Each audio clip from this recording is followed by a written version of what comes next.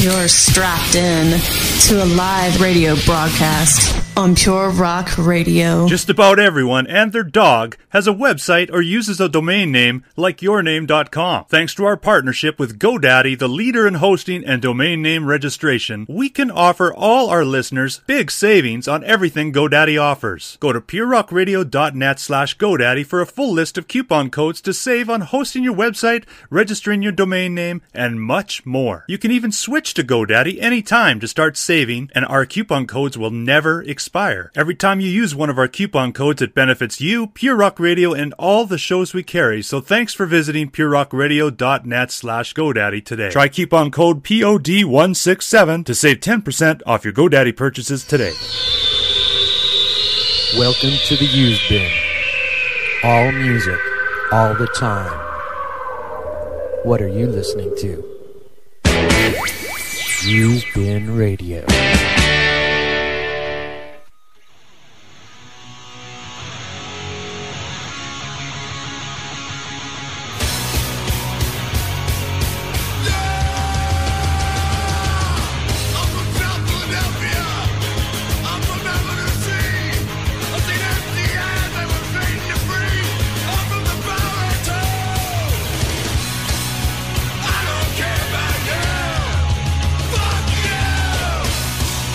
Now that's not very nice, is it? Not a very nice way to start out the night. Well, welcome to the Used Bin, everybody. My name is Brad Hirsch. My buddy Joe Mama is with us. How are you, pal? Hello, everyone. And we got a really, really fun night of talk and tunes and talk about tunes, and we'll even tune up a little talk, and we'll go nuts with you tonight. So hope you're all relaxed from a long day at work, sitting back and enjoy yourself a little Used Bin Radio. That's right. Just ease the seat back and let us creep on in. That's right. Well, we got a good 3 hours ahead of you, like I said. Let me sort of give you a quick rundown because this is going to be a shorter than normal segment because our featured guest, which is Dream Theater vocalist James LABRIE, who has a new solo effort out called Static Impulse, which hit stores in North America, I believe, today, and in Europe, I believe it was yesterday. So we're going to talk with James in about 10 minutes or so, and we'll chat a little bit about the new record. And let's just say we're very excited about that. It's going to be a good night. It's a really fun night. Especially in lieu of all of that's been going on in the Dream Theater camp, but we love the new record. We know Rich at Pure Rock Radio has been playing the hell out of it, so thanks for that, Rich. And it's going to be a lot of fun. We'll have a nice chat with James. That will be a lot of fun. And then, of course, we're going to get to some music news tonight with the queen of all things evil and death and mutilation, which would be Rachel. Princess Rachel. Who is not here, by the way. She's a hair under the weather, so we'll have to check in with her and see how she's doing. And we'll do that a little bit later on. Can I also say how hot it is in the studio tonight right now? Let me just say, if you're in California, I hope you're like in air conditioning and relaxed because it's been fucking baking here. Yeah, bacon. No lie. The Meteorological Society or whatever in Los Angeles said their thermometer broke at 113 degrees downtown. Absolutely, and that's just crazy. Oh, I didn't even know I put this on there. Look out! I don't think we need to play this tonight. Well. We can bring the mood down for a moment while we chill. Pre-James. Turn it up for a quick second.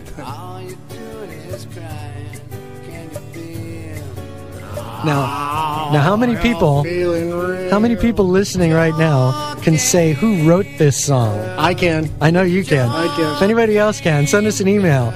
And which brings me to the business portion of the evening. Let's get this out of the way. You could give us a call this evening. Let us know what's on your mind, what you've been listening to. You could do that toll-free at 888-405-7440, or drop us an email and let us know who wrote this particular track or anything else that's on your mind at usedbinradio@usedbin.com. That's right.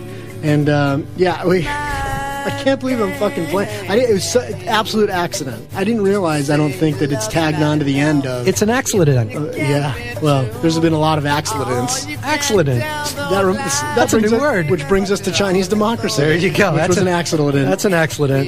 All right. I can't do this anymore. You can't do that anymore. No, I love the tune, but it's just not. It's not working for you. I want to be tonight. After we speak to Mr. Labrie, is that where you want to be? After we speak to Mr. Labrie about all things Dream Theater and Static Impulse, we'll also be telling you about a couple of recent shows that we saw, and read a couple of emails about some really big shows that came through Los Angeles. We would also love to hear from anybody that has the details, because I've seen a set list, but that's about it, on the big Porcupine Tree show that happened at Radio City. I have not seen that set list. Oh, you haven't? No. I've seen the set list. I've stayed away. But I would love to hear from anybody that was there or has more details on what went down, because it was supposed to be a big, big historic night for Porcupine Tree fans. They played Radio City Music Hall in New York City, and it was supposed to be a big extravaganza. They've been pumping this one up for quite a while. I know it was filmed, but I know a bunch of people that you and I know, Joe, traveled out to go see it, and I know our faithful listener, I know Jonathan Bird was there, right? And so hopefully we'll get a review from a few of those guys, and then I know you went to some shows this week. Yep. Jesus Christ, and that's it. So there you go. We got our answer. From about who that song. Okay, go ahead. Who emailed us? It's from Rich. Who, by the way, Rich, happy birthday, buddy! Happy birthday, Rich! I know your birthday was yesterday, so congratulations on being old like us. Birthday greetings out to the mothership. That's right. Rich says, "Is this a Charles Manson original?" Yes, it is. That's right. The answer would be correct, sir. Yes, it is. I think it was on the same set of demos as Garbage Dump, if I'm not mistaken. Yes, that's true. Which is his greatest hit. Garbage Dump? Sure. I don't know about that. You don't know about that? No, I don't know Garbage about that. Dump. We need to do the Manson show one night. Sure. We'll play the Manson show's a good show. Play some Charles and some Marilyn and some... play some Scott Baio, do a little Charles in Charge. Sure. Yeah, it'll be good. Sure. I definitely need to do the Manson show. But sure. Yes, Rich, congratulations. Shirley Manson? We could do that. Shirley, Marilyn, and Charles. Okay. That's actually a fun night. Sure. We could divide 3 hours. 1 hour to Shirley, 1 hour to Charles, and an hour to Marilyn, and then a little Scott Baio thrown in there for good measure. That is just crazy. I'm kind of down. Okay, all right, fair enough. Could we do an hour on Garbage? Garbage Dump. Well, that'll be in the Charlie portion. Yeah. But could we really do an hour on Shirley Manson? I guess we could. I guess we could. It'd be a little rough. A little rough around the edges. Yeah, we probably need some help with that one. Yeah. I was never a huge Garbage fan, although I liked it. Yeah. But I never thought, my God, this is earth-shattering. Yeah. It wasn't for me, anyway. You? No. It's good.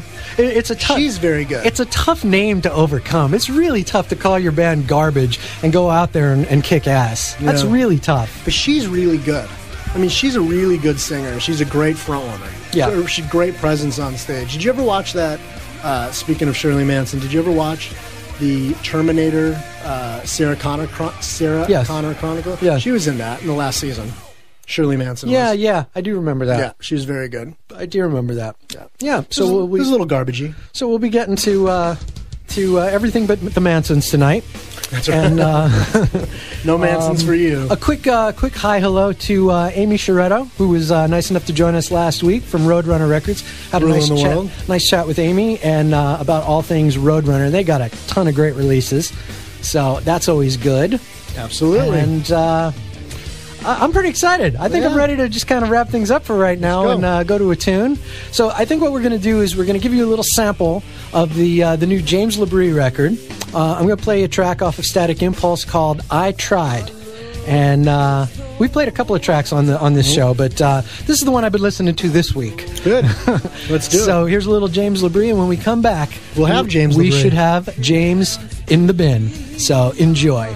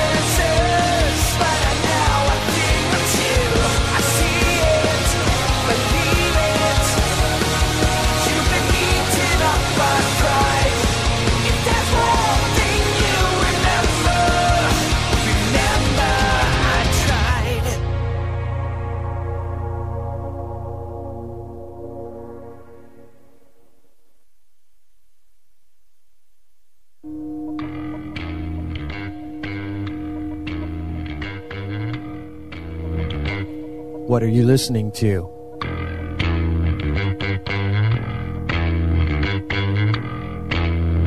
Used Bin Radio.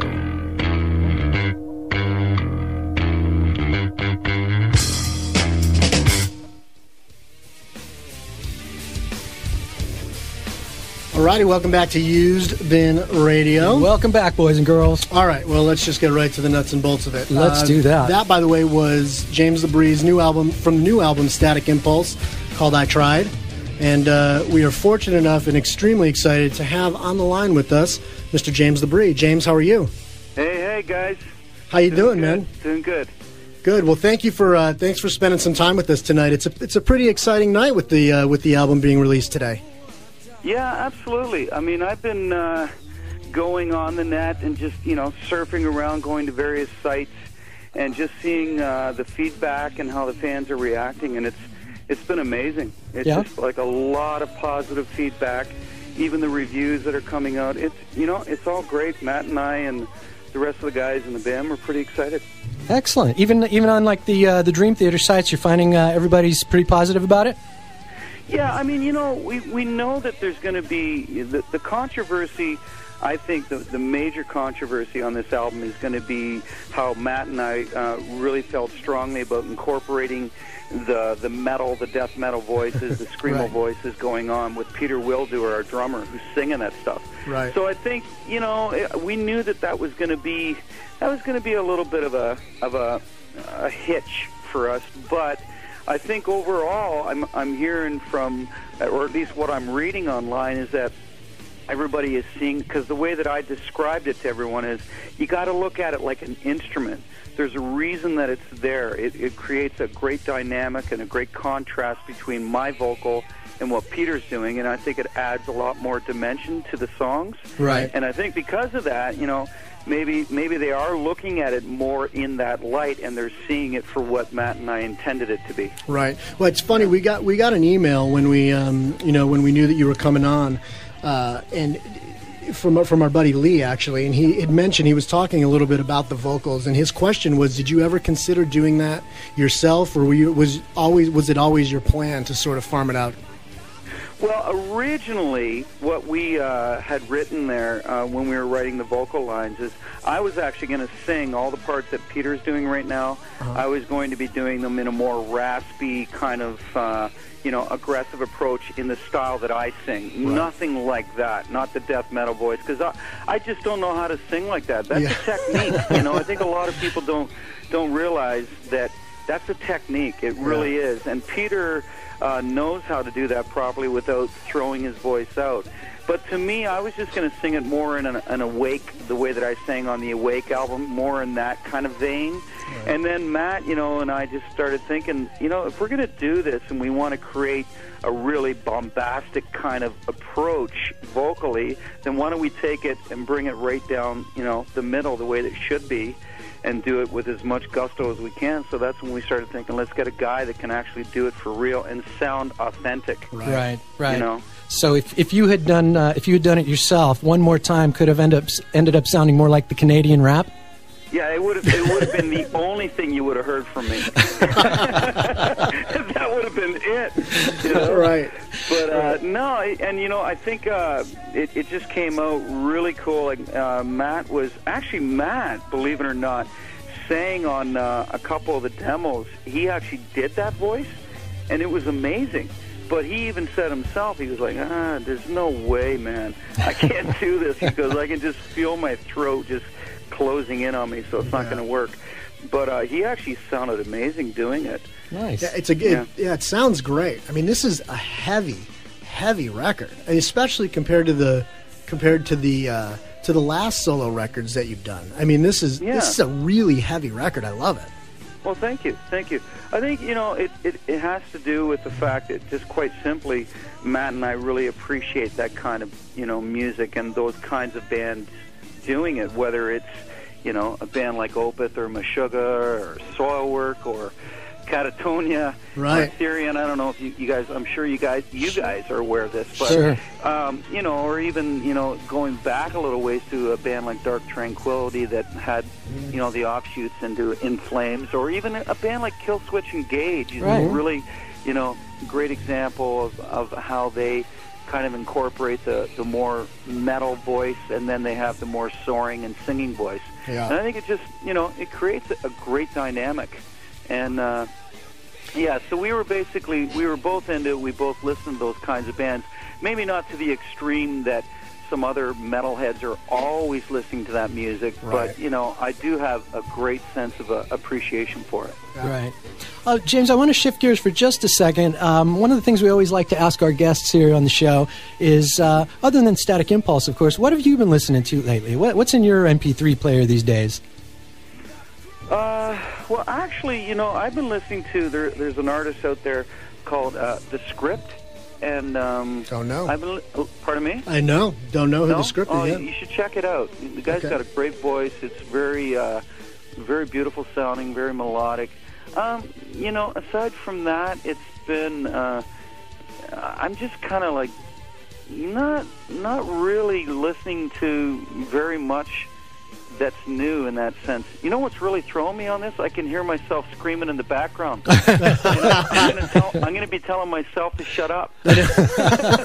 We'll turn it down for you, but we just just a little bit. That's really funny.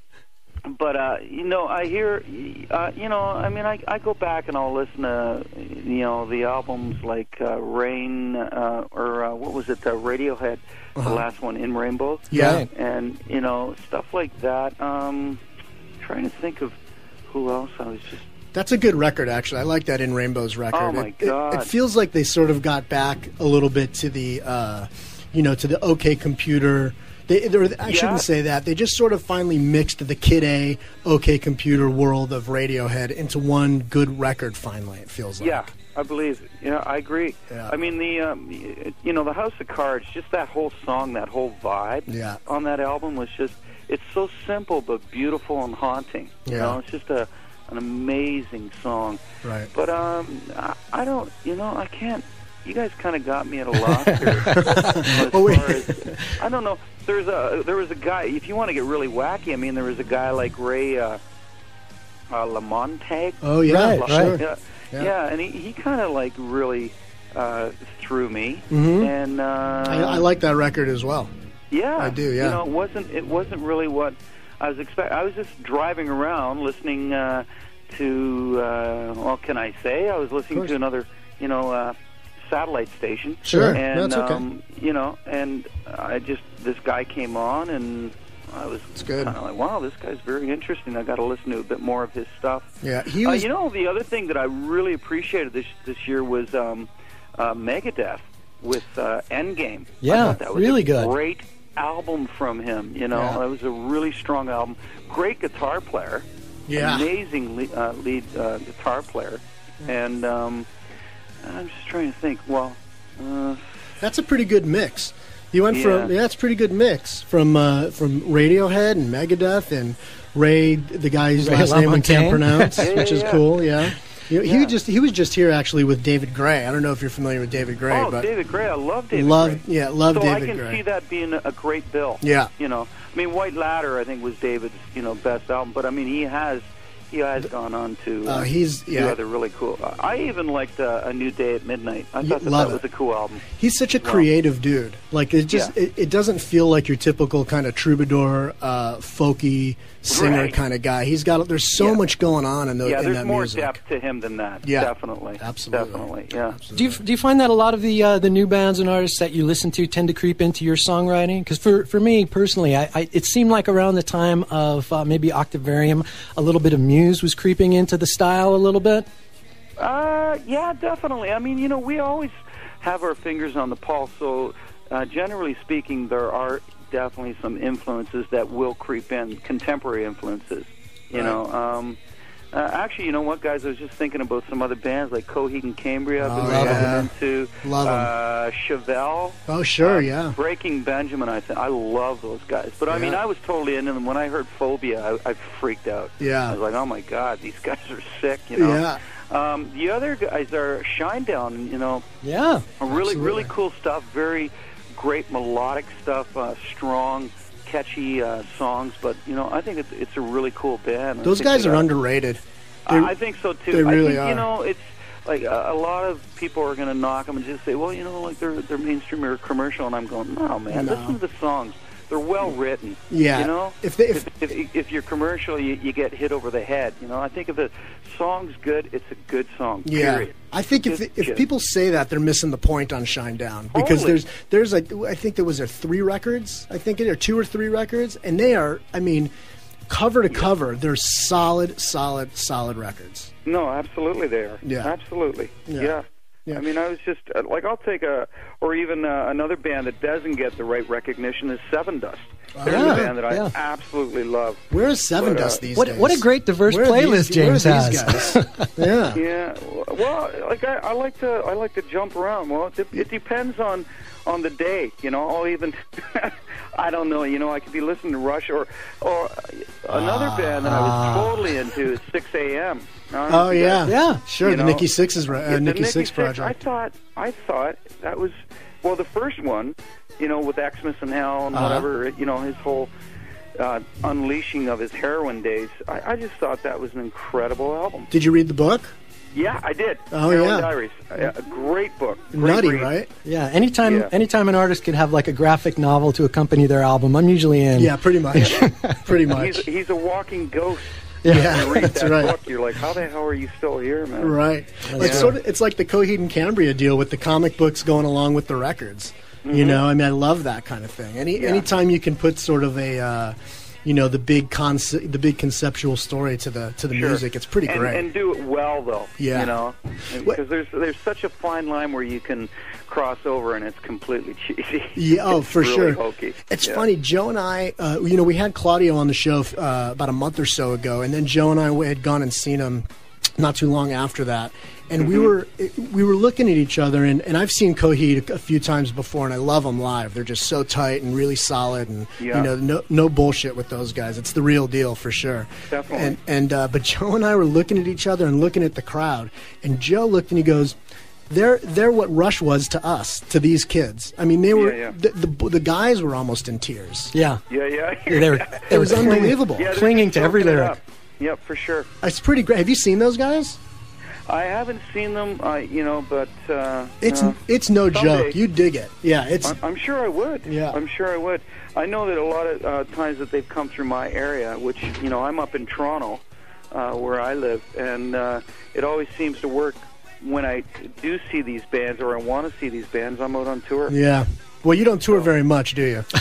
No, I go out for a couple days. All right, and then you're back. Right, yeah. That's right. Yeah, you're kind of a homebody, is what we like to call you. You're the progressive rock homebody. Yeah, I wish.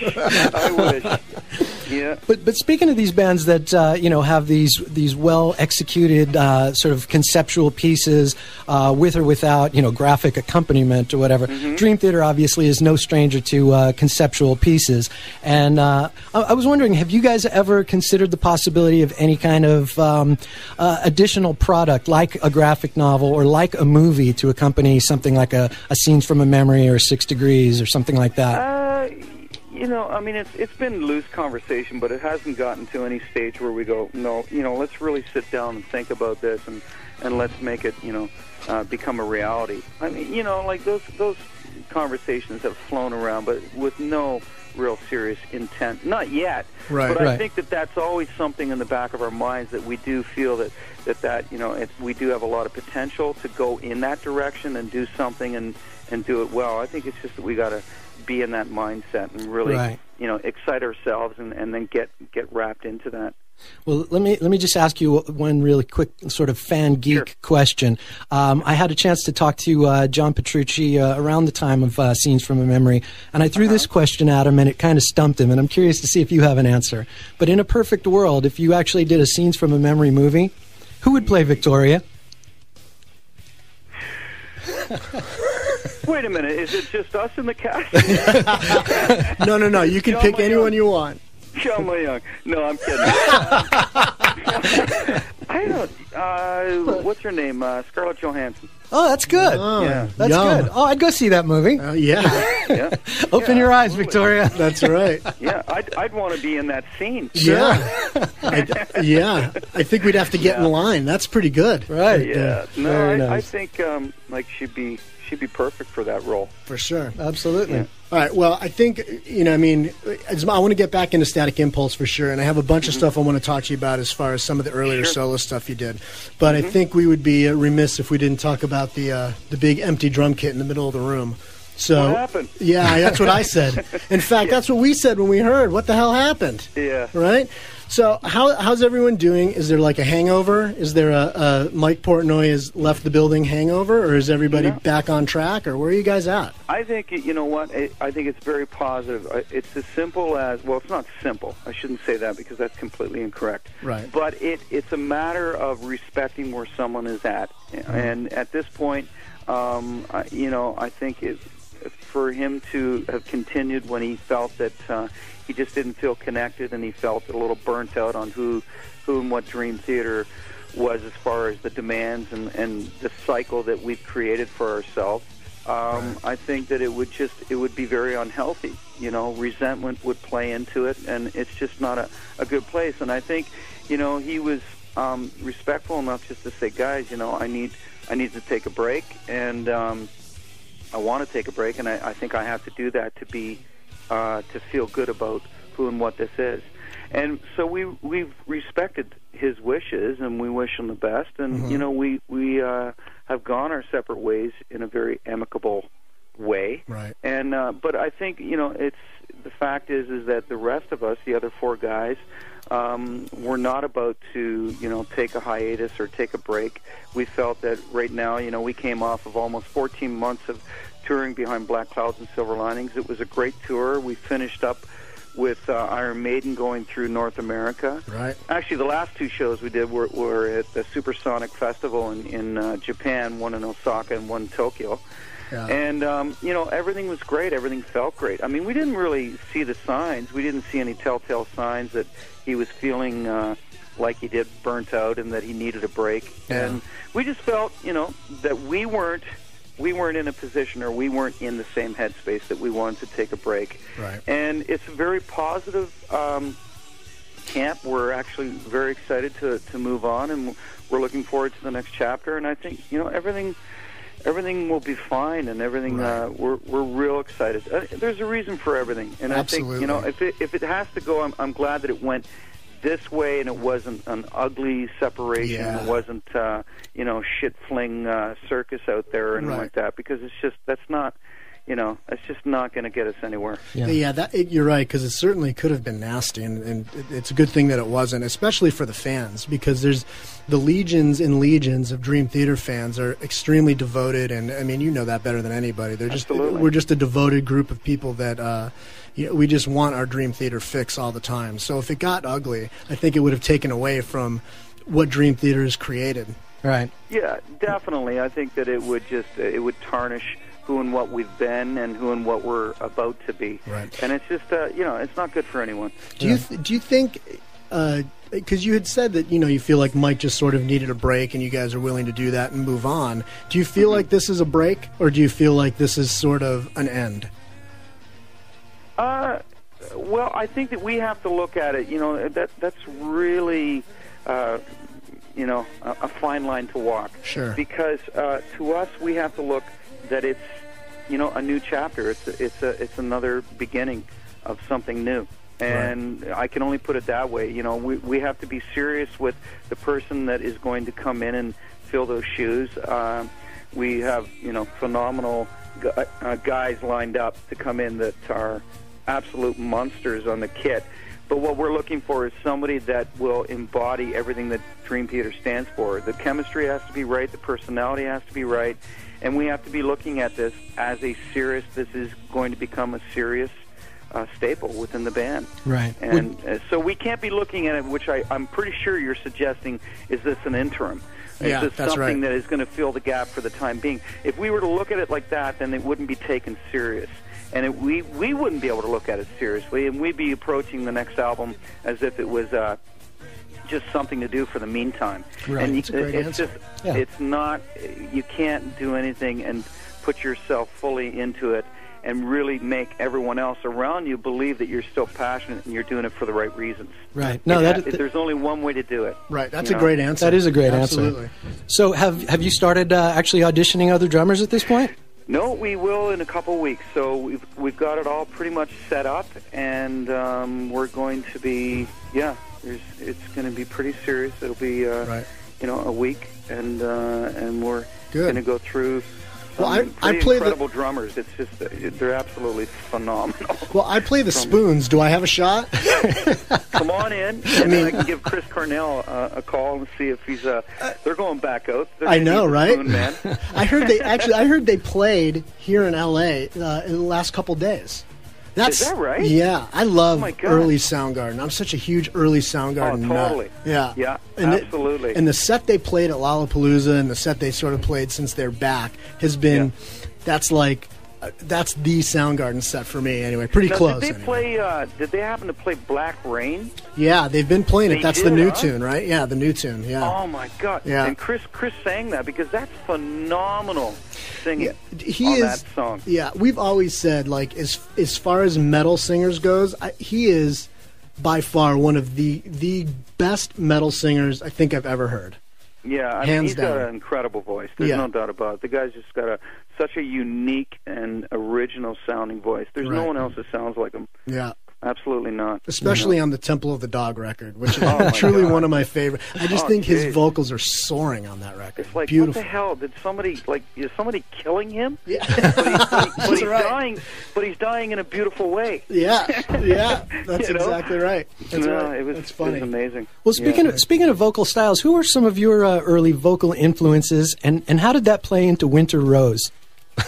Well, you know what? Actually, my all-time favorite was Freddie Mercury. Right. And, he was my all-time big influence. The other guys were Steve Perry from Journey, and Robert Plant was just such a huge influence doing that stuff. Even, I loved Bon Scott for his rawness, in AC/DC. He had such a great rock street voice. Yeah. Steven Tyler, the earlier albums, Get Your Wings and Toys in the Attic and Rocks. I mean, he was a phenomenal rock voice there. Rob Halford, just for the fact that the guy could sing in the stratosphere but do it really well and effortlessly and controlled. Yeah, and as far as a female, I've always thought one of the greatest female vocalists ever in rock was Ann Wilson. Oh, yeah. Because in her heyday, there's nobody that could touch her, and even today, with all the great female singers out there, right? Nobody had her balls. Definitely. A powerful singer. It's funny. Just before we went on the air, Brad and I were just talking about the Dog and Butterfly album, and what a great record that was. Yeah, because she could belt it, but at the same time, she could sound angelic. It was just a phenomenal voice. Yeah. But who else? Even the earlier days of Lou Gramm. You see, I used to go around and I'd listen to bands just based on whether they had a great vocalist, and even if I wasn't necessarily into the music, I really wanted to wrap myself around what the vocalist was trying to say and express. Right. But to me, Freddie Mercury was not only the consummate frontman; he was just one of the most phenomenal original rock singers that could stir your emotions in every way that's possible. Definitely. Yeah. And it's interesting. A lot of the vocalists and the bands that you just named over the years, Dream Theater's covered a lot of that stuff. And just a personal note of thanks. Your version of Tenement Funster was kick ass. Yeah. Oh, well, thank you. Yeah. Well, I was totally into doing that when Mike suggested that we do some covers, and those were some of the stuff that he brought up. I was like, oh, my God. I can't wait to get behind the microphone and do this, for sure. But thanks. I appreciate it. Yeah. I mentioned Winter Rose just a little while ago, but when was the last time you listened to that? And do you still have a warm, fuzzy feelings about Winter Rose? The Well, I have feelings. I don't know if they're warm and fuzzy, but... Yeah, we couldn't tell by that stuttering answer there. You didn't give anything away there, pal. Yeah, right. But, no, you know what? I appreciate it for what it was. I mean, you know, at the time, we're talking like 1989 right. that stuff was happening. And I think Rich Chicky and I, who's gone on to, you know, be engineering and mixing bands like Rush and Seal and Pink, and he's gone on to have a really good career on his own as a sound engineer.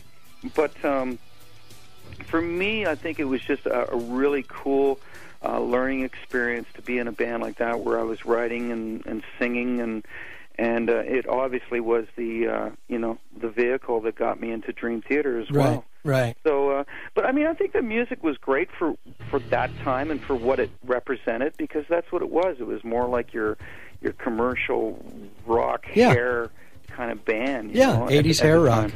Was there any like label pressure during that period to like put on makeup or anything like that? No. I wouldn't do that. I mean, it was no. No, thanks. What about like the tights or anything? No tights. Okay, that's fair enough. No, I'd wear the leather pants and stuff like that, but no, I wasn't doing the spandex and all that shit. There's no way. Okay, that's fair. That's funny. Yeah. How about I have good memories. I mean, we had a great time, and when we went out, we were extremely serious about it when we were on stage. Even though it was that kind of style music, we were still very serious about making sure that when we played it live, we played it well.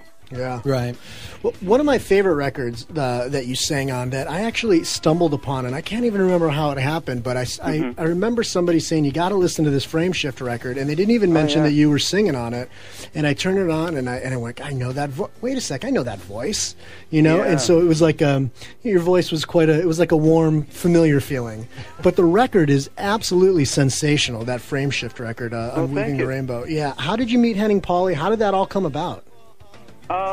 Well, it was through a Progressive Records, and they it was through a guy. Oh my God, it's kind of through a lot of people. But basically, I was put in touch with Sean Gordon from who was the president of Progressive Records. Sure. And he approached me and said, He actually contacted.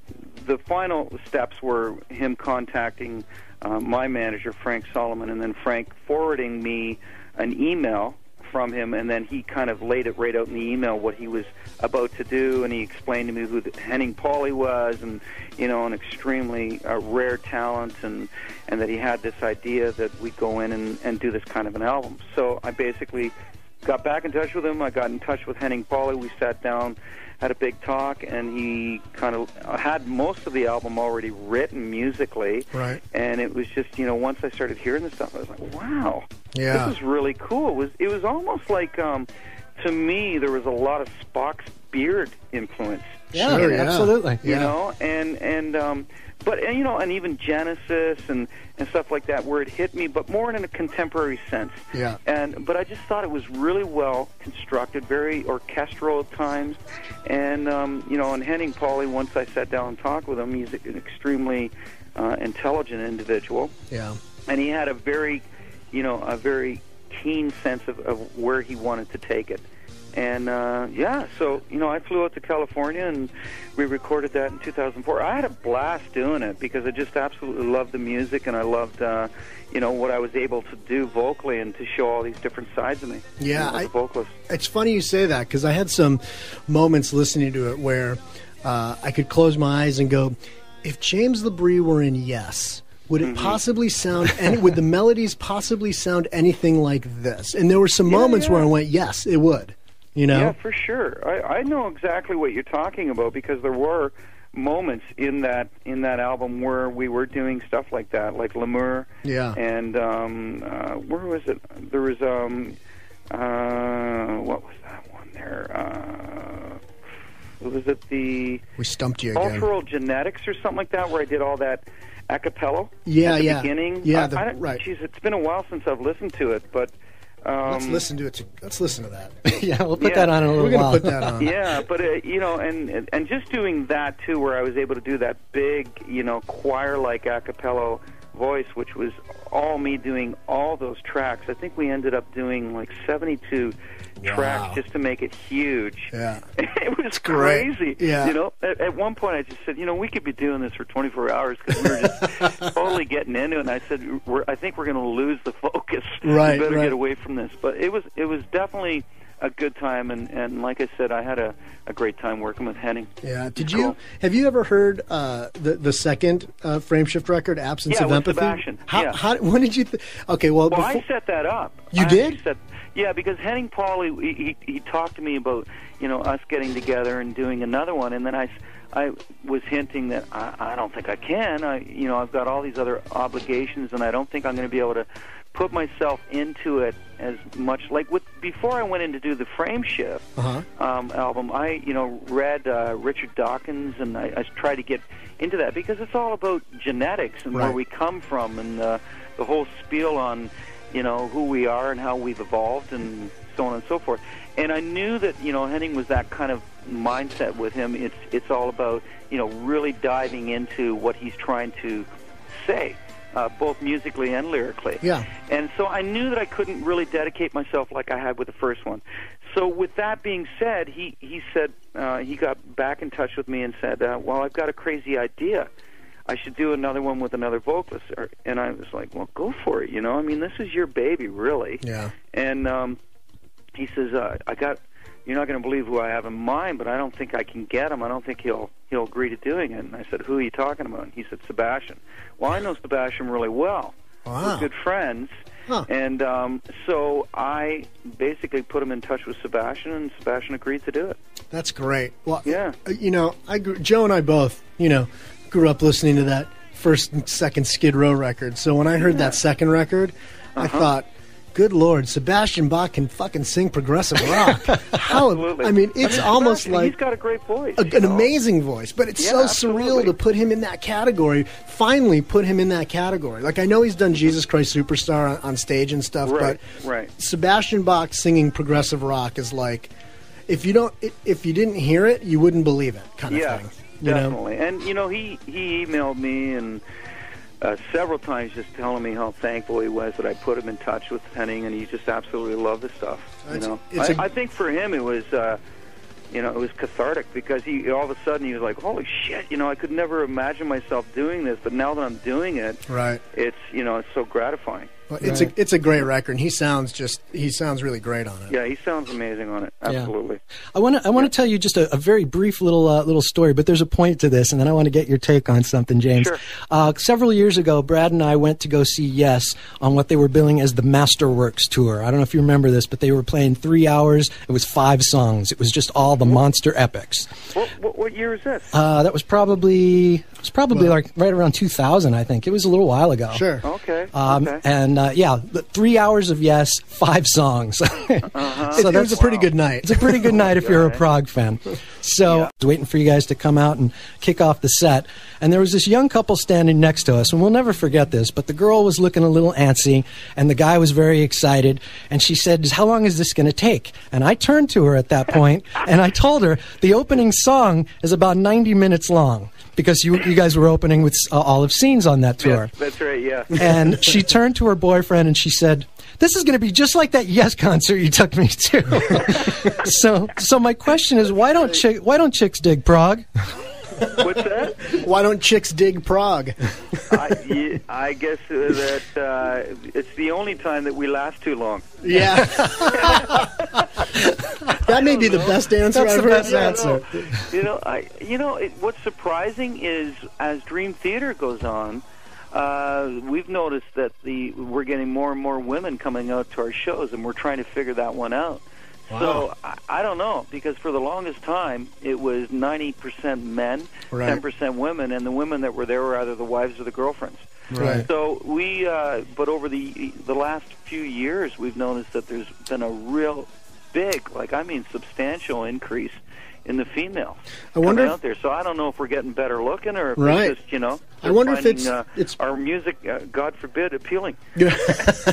I wonder if it's because of the bodybuilder you guys have playing guitar. Yeah, that could be part of it. Yeah, I mean, they may think it's Schwarzenegger out there if he cuts his hair. He's completely dedicated to it. I mean, every day on tour, he's going and he's working out, and he's putting a lot of time into it, for sure. Does he ever snap necks on guitars just because he can?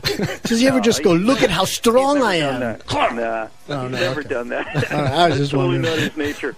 Dude, that guy's arms are, like, seriously, we've been seeing Dream Theater easily since the Images and Words tour. Right. When he was thin? Yeah. It's a different dude out there. Yeah, totally. Yeah. And it's frightening. Serious about it. He takes it quite seriously, you know. And he controls the motion of the sun with his rig now, apparently. So that's good. Have you ever seen that? Great. Have you ever seen that YouTube clip of? It's genius. That was hilarious. Genius. Yeah, totally. We were sitting around laughing about that on the tour bus one night. Yeah, it is hilarious for sure. Yeah. That's funny.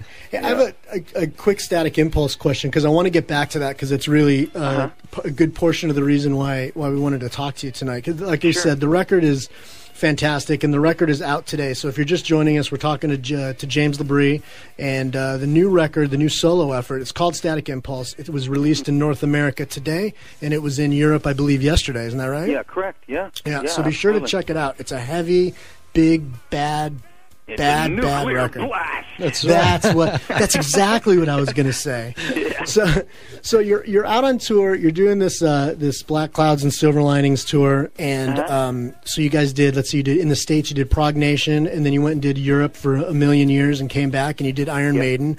When and how long did it take you to put this Static Impulse record together? Matt Guillory and I got together and started writing January 2009. And what we would do, basically, the way that we work is it's the exchange of several audio files back and forth, and whether, I'm throwing him riff ideas that I have or vice versa, or throwing him even melody ideas that I have. And what we do is we take each other's ideas and we expand on them, and then we throw something back to each other. And that's kind of, we kind of start to slowly but surely form our songs that way. So it took us to do that whole process to where we felt, okay, we've got it where we want it, and definitely these are the songs that we want to record. It was about a year. It took us a year, And granted, at the same time, I'm out touring and I'm doing this stuff, so I couldn't, just sit down and go, okay, I'm going to close off the outer world and just completely focus on this. I'm sure it would have sped up the process. Yeah, of course. But then again, I don't know if that's a good thing, because to me, I think there's a lot of good to when you're able to let things internalize, and you're able to really sit with them for a while and see them for what they're worth or for what they're not worth. Yeah. Yeah. When you guys finally got in the studio together, and it was time to actually cut tracks. Yeah. How different does it feel than when you walk into the studio with with the Dream Theater guys? I mean, I know the music is different. It feels really different because there's a couple things going on. One is that, Matt and I, it's completely equal what we do here. We both write all the music. We both write. On this one, Matt actually wrote 6 lyrics, and I wrote 6 lyrics. Oh, okay. And then we both write, all the melodies together. And so when it came time to actually record the songs with the band members, we had.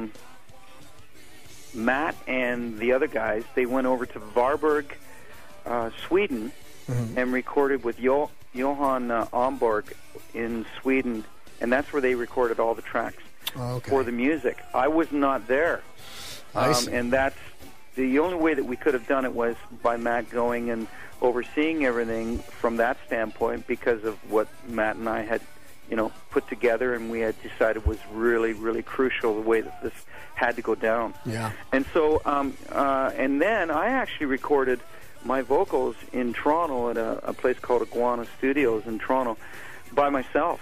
And what would happen is I would, with the engineer, I would just record my vocal parts and send out the audio file to Matt, and, just in case he didn't agree with something or where I was taking it, even though there was everything had already been decided on at that point. Right. There was no ifs, ands, or buts as to where we were going to take it. And that's how we kind of recorded. So it was quite different, whereas Dream Theater, we're in the room together. And although when it comes time for tracking, we're not all there. When it comes time for tracking. We're not all there. Yeah, we're not all there in many ways. Right, yeah. But it's, when I'm doing my vocals with Dream Theater, usually Mike would have been around or John Petrucci would have been around. Right. Just so we can feed off each other. But to be quite honest with you, when I'm recording my vocals, I don't really need anyone around, to be honest with you. I'd like to work with the engineer and just say, because I'm really critical as to where I take things and where I want to take things. Right. And every engineer that I've ever worked with has even said, I can't believe that you heard that nuance and that you could hear the difference between that take and the other take. Right. That, I work well under that light. Sure. But that just has been the way that we've worked within the Dream Theater camp. Gotcha. Just curious, but were any of the tracks that ended up on Static Impulse, were any of them considered for possible inclusion on a Dream Theater record? Like, for example, No. I Tried might have worked as a Dream Theater song? No, absolutely not, because aside from me suggesting melodies and writing the odd lyric here and there in Dream Theater, I'm not bringing in my musical ideas. I'm not bringing in my riffs and stuff like that, or even where I hear, like when I'm writing stuff for my solo stuff, I can literally sit down sometimes and I'll sing a whole melody for a chorus or a whole melody for a verse and a bridge. And then what I'll do is I'll take that and I can pretty much hear the music that's going to support that. And then I'll throw that at Matt, and Matt will take it and he'll go, oh, well, here's what I'm hearing. And it's really cool where we take things. And vice versa. Matt will throw me stuff and I'll go, here's where I'm hearing it go. But in the Dream Theater context, no. I mean, even if you want to go back as far as, images and words, a lot of that, my involvement on that album particularly was just being a singer, coming in and taking those and, shaping it around who and what I was as a vocalist and how I wanted to express those words or those melodies. And then later on, it was a matter of just me writing the odd melody, vocal melody here and the odd lyric here and there. Right. That's that's even more reason why I do the solo material, is because it really allows people to see me not just as a vocalist. I'm wearing several different hats. I'm wearing a producer hat, I'm wearing a singer hat, and I'm wearing the composition hat as well. I think that's what I've enjoyed about the evolution of your solo projects, from the Mole Muzzler stuff to obviously Elements of Persuasion, and now to Static Impulse. There's a definite evolution where I thought the Mole Muzzler stuff. I couldn't agree more. Yeah, and I love it. It's just it feels a little more proggy, the Mole Muzzler stuff, but this record is like, dude, here I am. And it's time to take notice a little bit. I find that, and I'm not dissing what I did earlier with the Mole Muzzlers or anything like that, but I find it's more mature writing. It's more cohesive, the songs, and there's a flow. There's a better direction, and it seems to belong. It all belongs. Right. Whereas I think with the Mole Muzzlers, I was really experimenting with the styles that I wanted to have represent me. Right. And so for that reason alone, it kind of sounds, too many different styles from me are coming into play there. And I think, but I think it still worked. It still worked for what it was, and its rawness still worked well. Well, I thought Elements of Persuasion was the perfect go-between. Of a new chapter. It really, and if, you know what? Yeah. I'll tell you this. I'll go even a step further, and maybe you'll think I'm an idiot for saying it, but that's all right. No, I don't think so. No, it's okay. I've been called an idiot many times today. You'd just be piling on. Don't worry. I thought that Elements of Persuasion, the first half of that record and the second half of that record, are almost not two different records, but you can hear on the second half of the record where Static Impulse was getting ready to happen.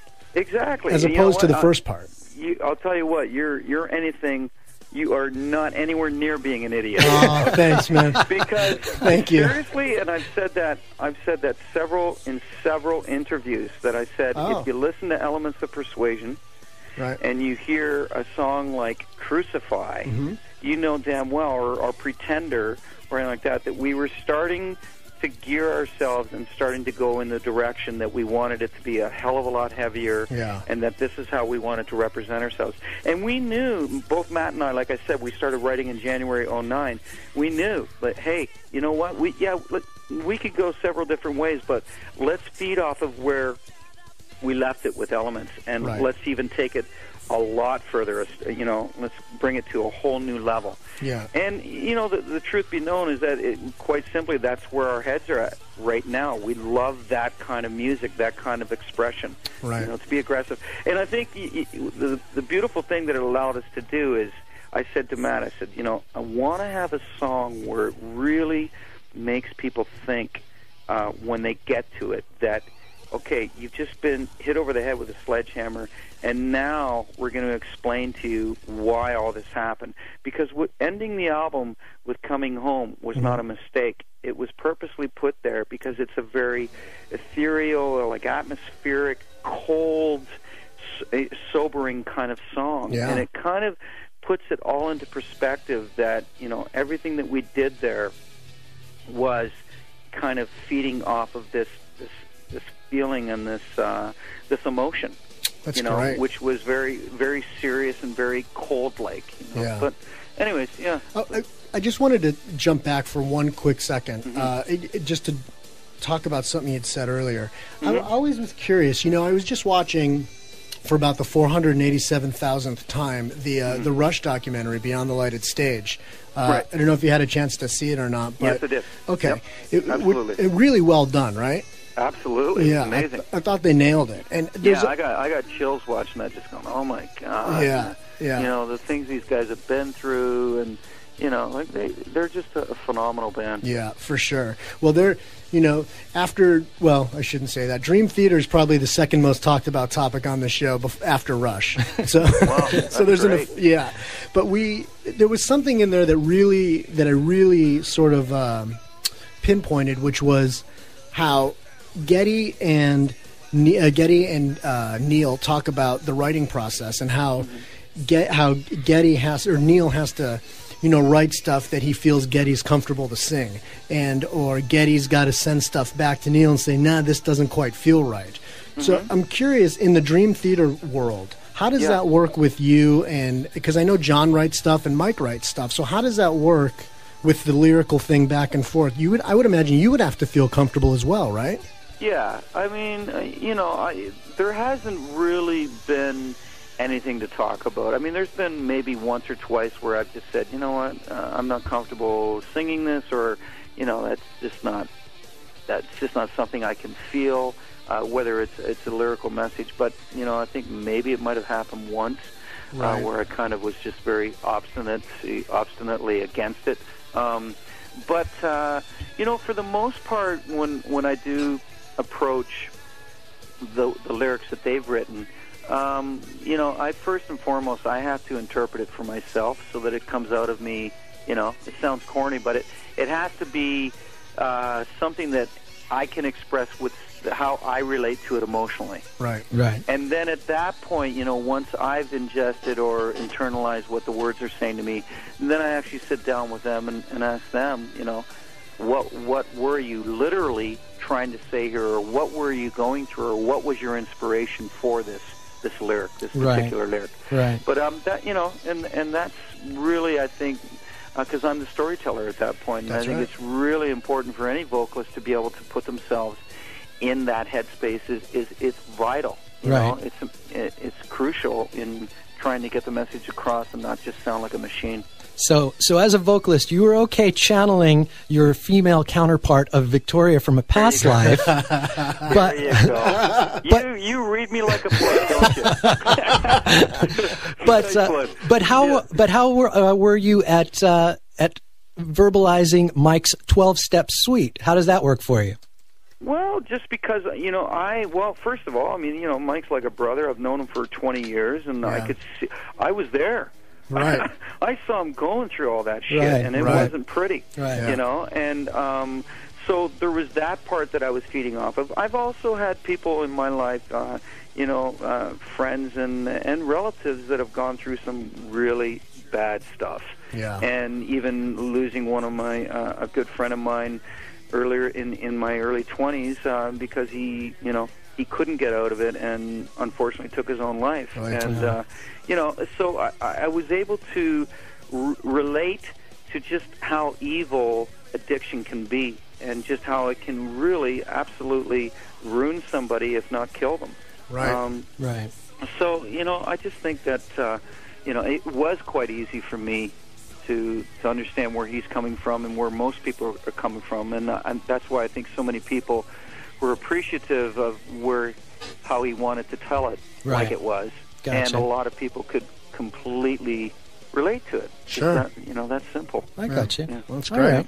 Well, back to Static Impulse. I was just curious, is there any plans to take this on the road? Are you going to do any live dates? Yeah, actually, currently we're working on, and I should be able to make an announcement within the next day or two. Okay. But we're working on a U.S.-Canada tour, and if it happens, it's going to happen real fast. Like, I'm talking... right now we're trying to put together November 26th till December 20th and go throughout the States and do 2 shows up in Canada, which will be Toronto, Montreal, and it's going to be, and then beyond Los Angeles, maybe? Absolutely. All right. Yeah, absolutely. Well, this is big. This is big.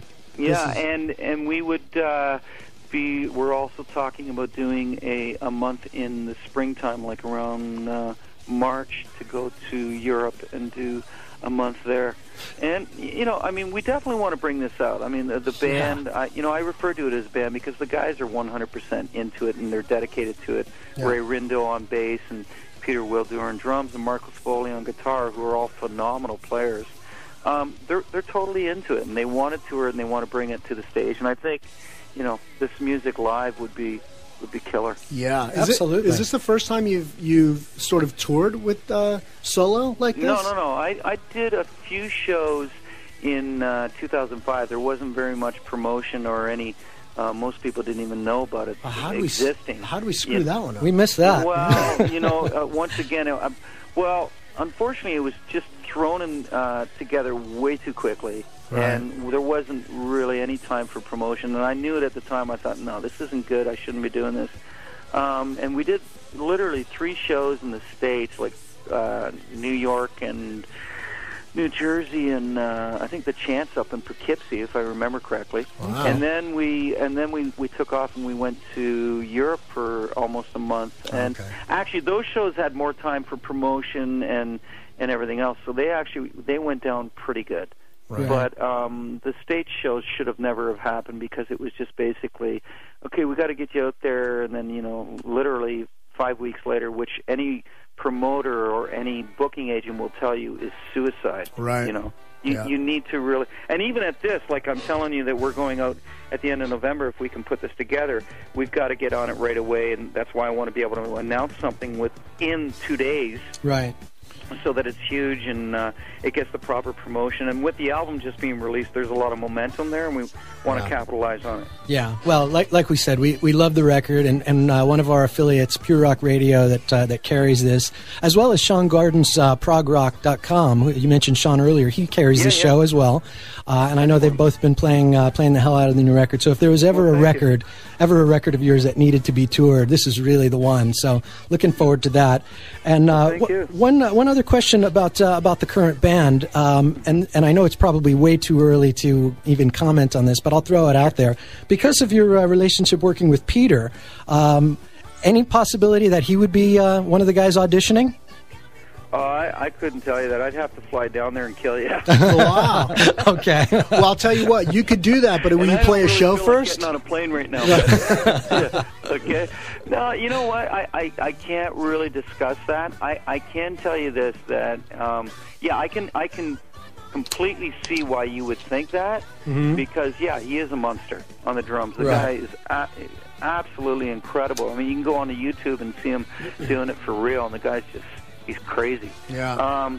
So I can totally see that, and it would make perfect sense, but I can't really comment on it. Got it.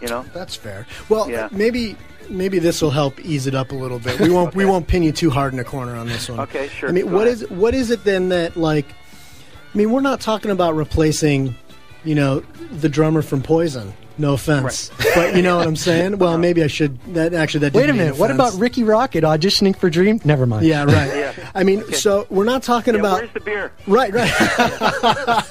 Where's the Aquanet? Right. Yeah. So we're not talking about that. I mean, we're talking about replacing, one of the greatest drummers that's playing music today. And certainly in progressive rock. So what is it that you guys look for? Do you look for a technically proficient guy? Do you look for absolutely. I mean, that comes first and foremost. I mean, and like I can assure you that all these guys are monsters on the kit. Right. They are absolutely phenomenal.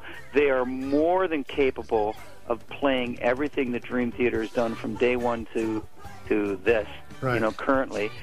So they're more than capable, technically speaking. They're scary. They're absolutely scary. So what are we looking for? We're looking for a few things. We want to make sure that person can completely absorb and resemble or represent everything that Dream Theater is about. As far as the drums and the attitude and the personality and the chemistry. It's got those points have to be there. I think, these guys are all more than capable of playing the songs and blowing us away with their technical prowess. Right. But we're looking for the guy that has the right chemistry, the right personality, even the right kind of flow behind the kit, and that he's got the look and that he's, we just feel comfortable around him. Right. And that's really the ingredients that these guys have to have. So then you can confirm then that Ricky Rocket is not the new drummer for Dream Theater. Actually, he's first up. First up and first out. Yeah, I'm going to talk to him after this. He's probably going to be really pissed. Right, well, that's all right. We blew the lid off You know him. what? Hey, he's great for Poison. Absolutely. That's right. Yeah. And we'll just leave it at that, I won't we? don't want to piss people off. Yeah. Well, we don't really care, but I appreciate you covering your own ass. I like that. I do. Yeah. I like that. Yeah. We don't really care. Yeah, no, we don't give a shit, but I know you got to cover your ass. So let me just make a quick disclaimer. At least I know you're being honest with me. So God forbid if you didn't like the album. Right. We would. I would hope that you wouldn't want to do the interview. Right. That's right. Completely honest with me. That's right. Yeah. So are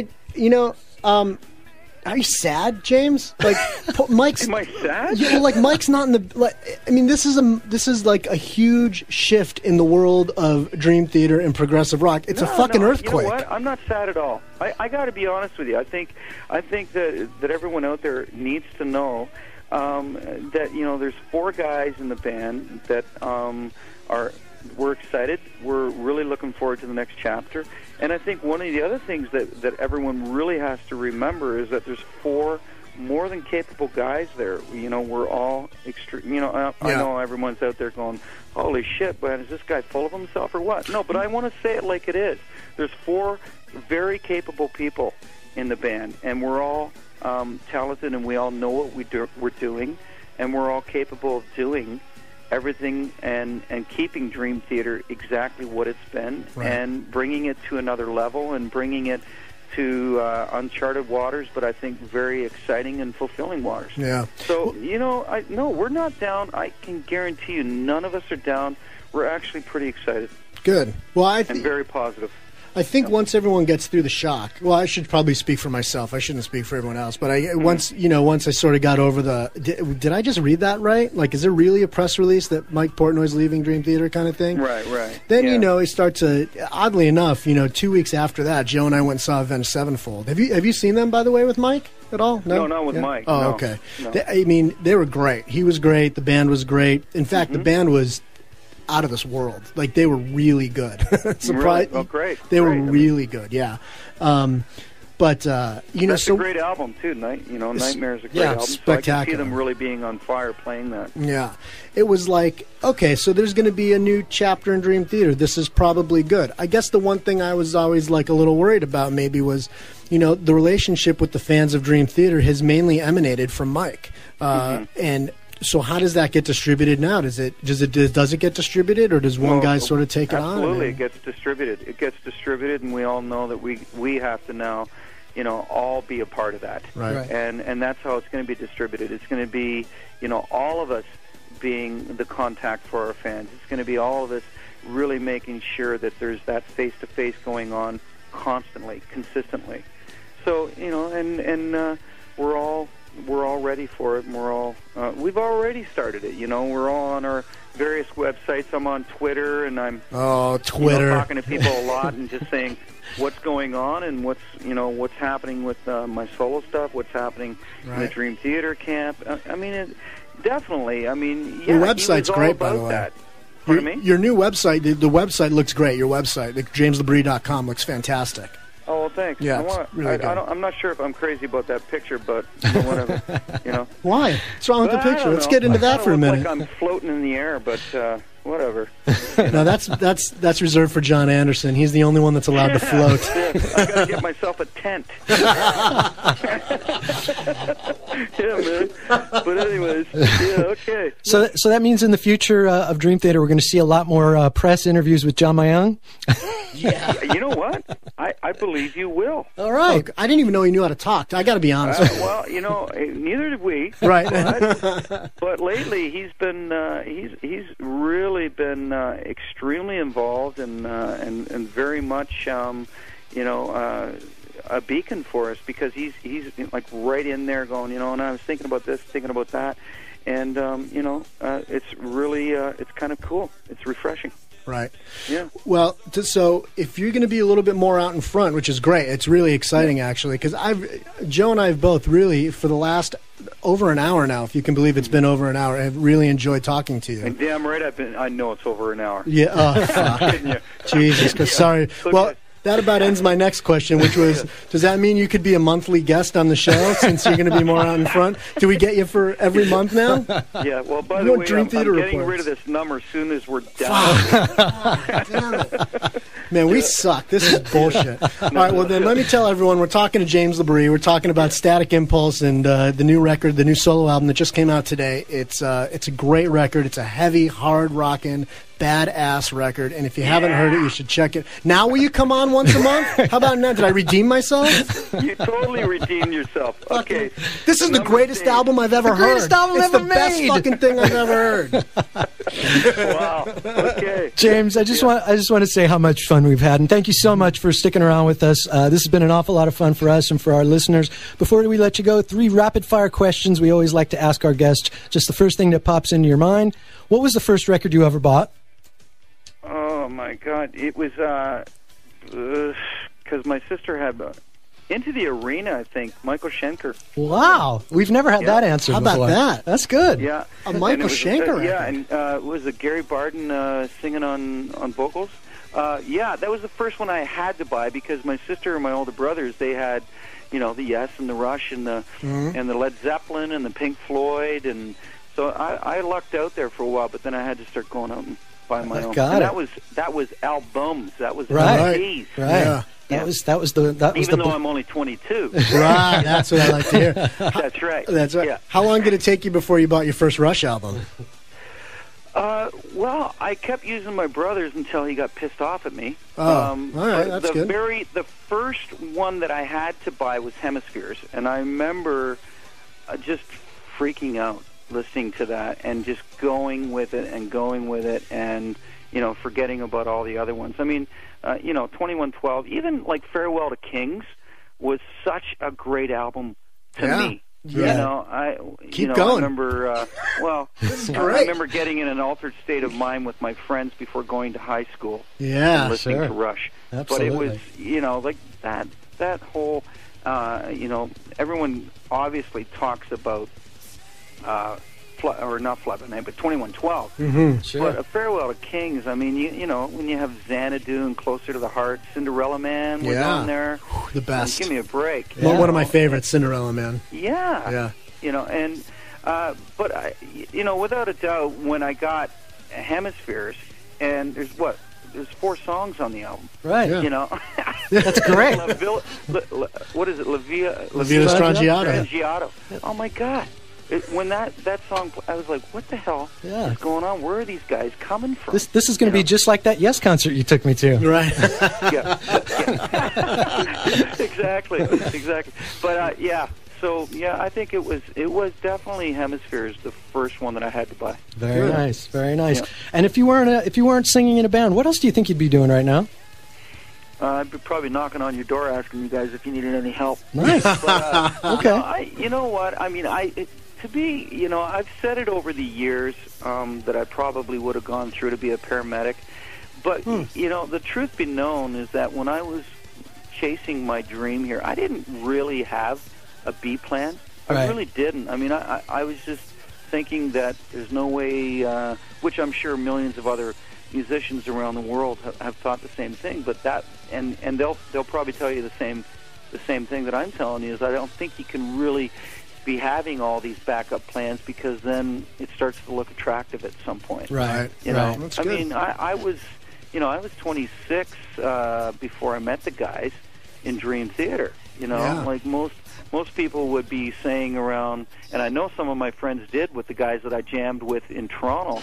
When they were 24, 25, they started thinking, "Hey man, I got to get a real job." And I kept thinking to myself, "Fuck that!" Right. That's that. You can't start thinking like that, or you're just going to give up. Right. But hey, Yeah, you landed a great gig. Yeah, absolutely. Yeah, absolutely. Because if that didn't work out, you and David Lee Roth would have showed up at some emergency scene. Yeah. And he'd be doing all the talking. That's for sure. Bosdy bop. Okay, and last question, James. I'd love to sit down with that guy and sure, right? And listen. chat, man. I bet he's got a fountain of stories. I'm sure. Yeah. I'm sure. Last question for you, and I think you've already kind of hinted at it, but if you were trapped on a desert island and you could only bring one Rush album with you, what would it be? Oh, wow. It's from what I said, Hemispheres. There you go. Okay, That's a good. great answer. Yeah. Pictures, yeah. You can't leave me with just one album. Yeah, that's what I'm saying. With one Rush album. No way. Yeah. Very But nice. anyways, yeah, that's the one that I would do, and that would probably keep me sane for a while. Right. It's awesome. Beautiful. Yeah, well, all Rush should leave should keep everybody sane, Yeah. except for apparently the Rock and Roll absolutely. Hall of Fame, obviously. Mhm. Since Yeah, that's a whole nother that's conversation. a whole nother discussion. Yeah, there you go. Okay. Yeah. Well, James, thank you so much for spending some time with us tonight. And I know it was probably a little longer than you expected, but No, it's been great. we appreciate it. And I can't wait for the fact that you're coming out here and doing some solo shows. And this is going to be great. Joe and I will be right up front for that for sure. That's thank really you, yeah. exciting. This Well, is you going to be guys just got like that that. Yes concert you took me to. Yeah.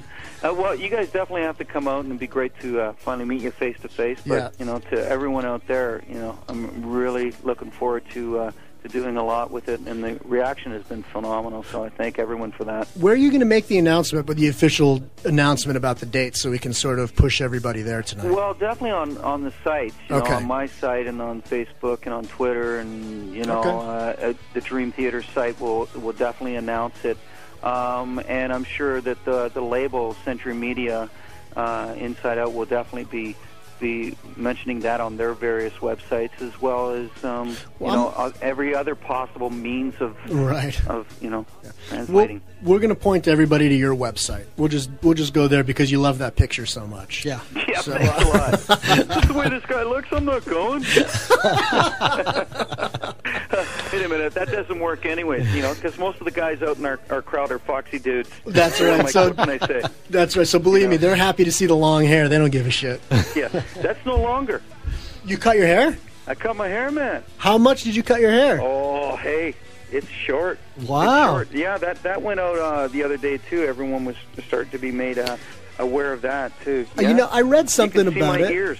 You can see his You can ears see now. your ears? Wow, this is a major revelation now. This is really a major revelation. Dude. Totally. I have to get an earring. Dude. I just feel naked. Is it the weirdest? When I cut my hair, I had hair down to the middle of my back for a long time. Yeah. And when I cut it, I had to go halfway. And then because I just couldn't, I had to feel it on my shoulders for at least a little while. You know what I Right. mean? And then I finally went the whole way, but it was weird. It was waking up naked. See, James had no plan B. He went all the way. I slowly worked my way to it. You did. Worked my way to it, and then I just said, go for it. And which was really cool, because my son, Chance, actually came on the same day that I got my haircut, and he got a buzz cut on his head. Just so he said, "Here, Dad, I'm going to do this for you." That's I nice. said, well, I'm not going that short. No way, bud. Well, when are we seeing those pictures? How come that's not up on the site? I'm still trying to get over it. All right, well, that's fair. But you will very soon. I gotta get it out there and let everyone see. Well, you know what? A lot of people have already seen it. I put it out there on Twitter the other day, and everybody's like, "What the hell? Did you cut your hair?" And Wow. it's all good. It's all good. This is big. We've had 2 revelations tonight. Still a fine-looking guy. He's a foxy guy, and he's on this stage.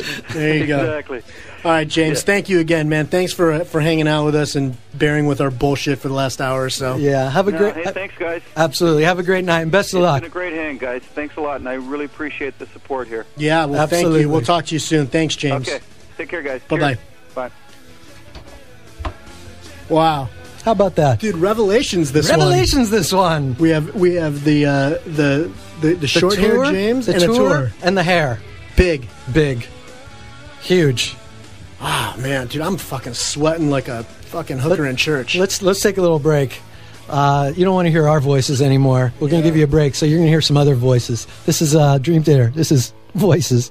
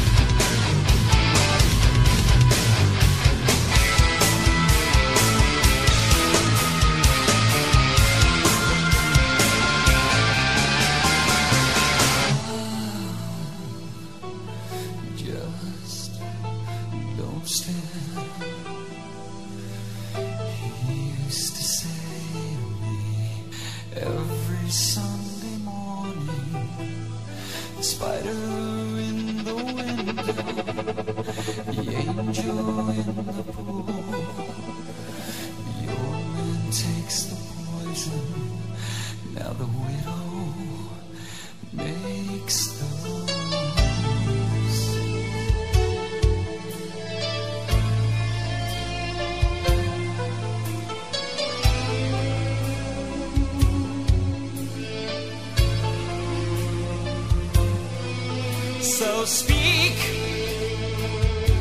I'm right here.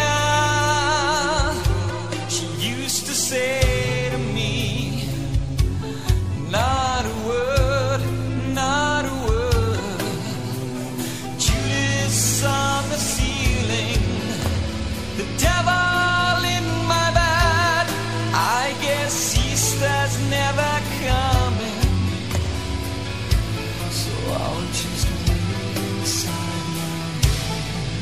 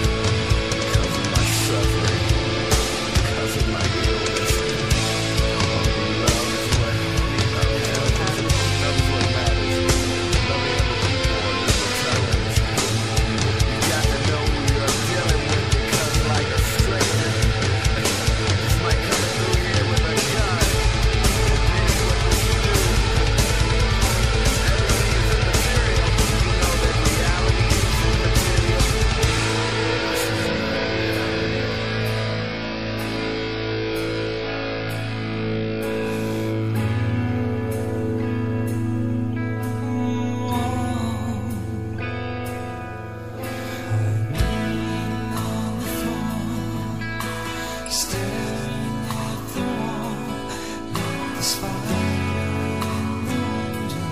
I wish that I could speak fantasy refuge, guarding politicians. Should I turn on my religion? There's demons in my head, turn to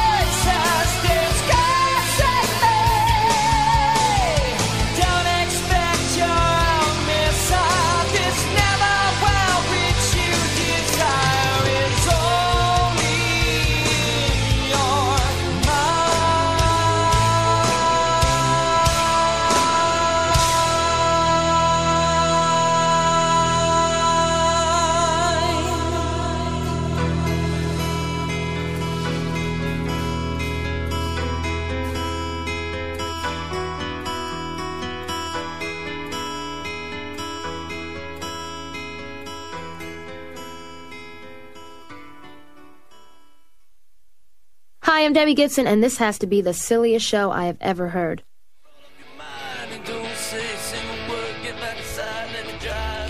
So, let's recap. Welcome back to Used Bin Radio. Wow, we just had sort of a bit of a fanboy moment. Let's be honest.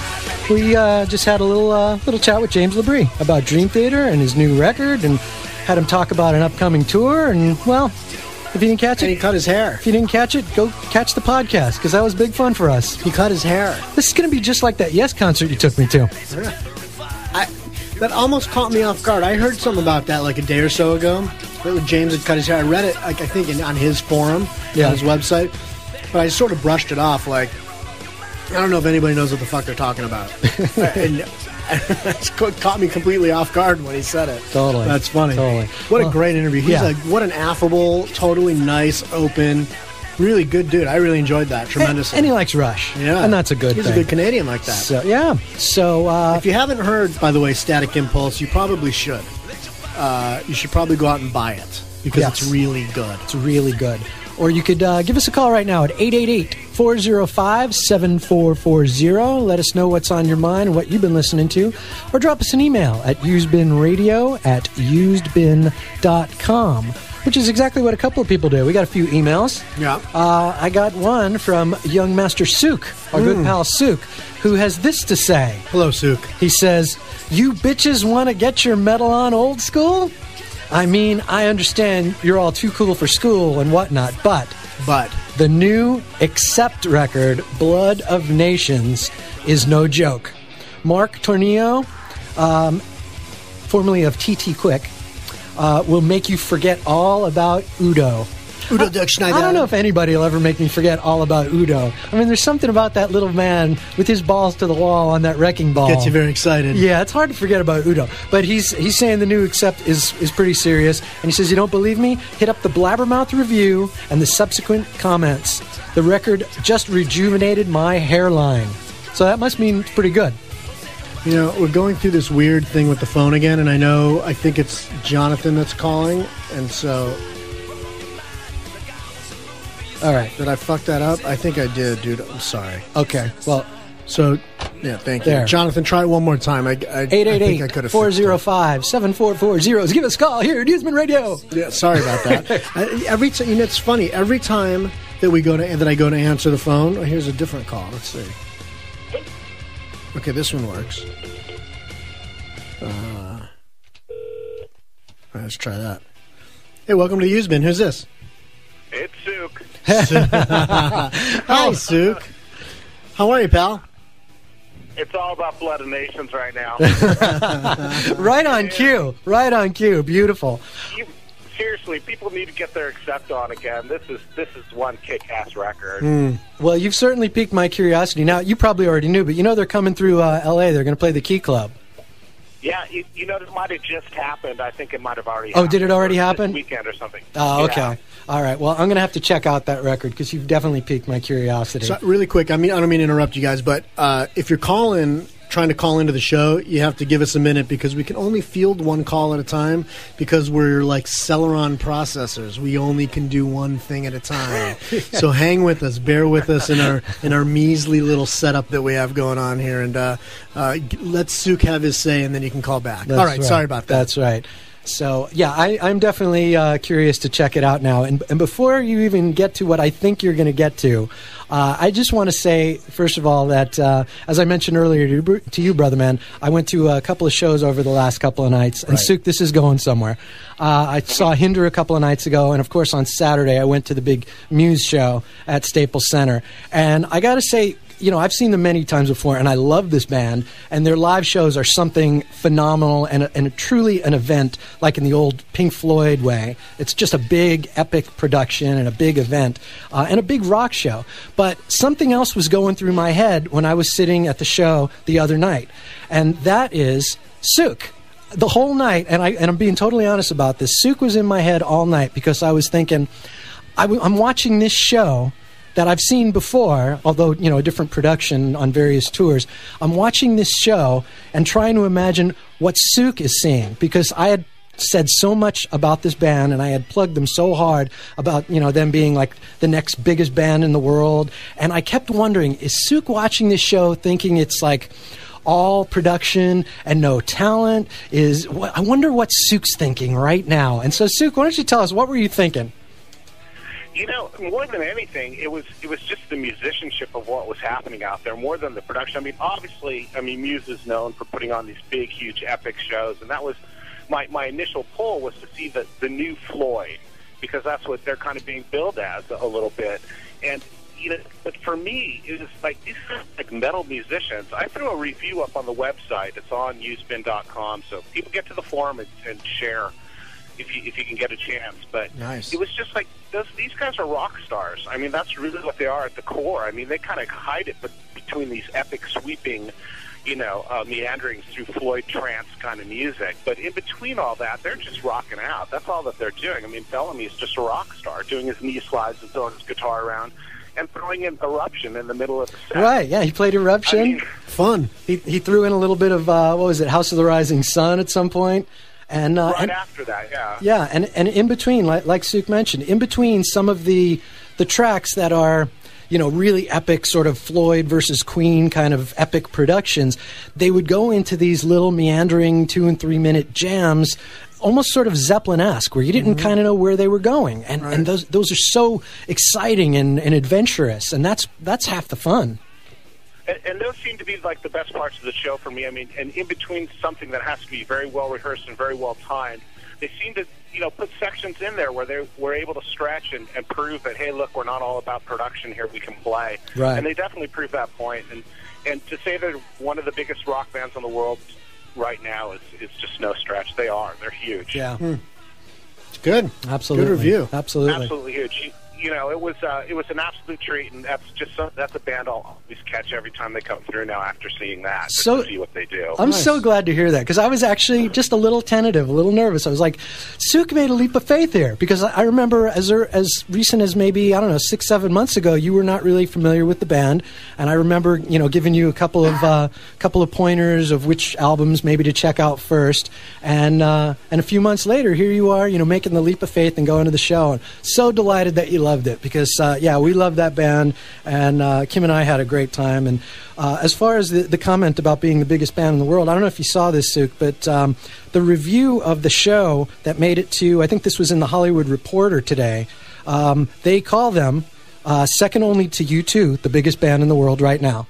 So that's pretty accurate, I'd say. I don't know if I would agree with that. Time to pass the torch there. I think U2's kind of peaked and gone even after the last tour. I mean, I was bored at the end of the last U2 show. Yeah. I really was.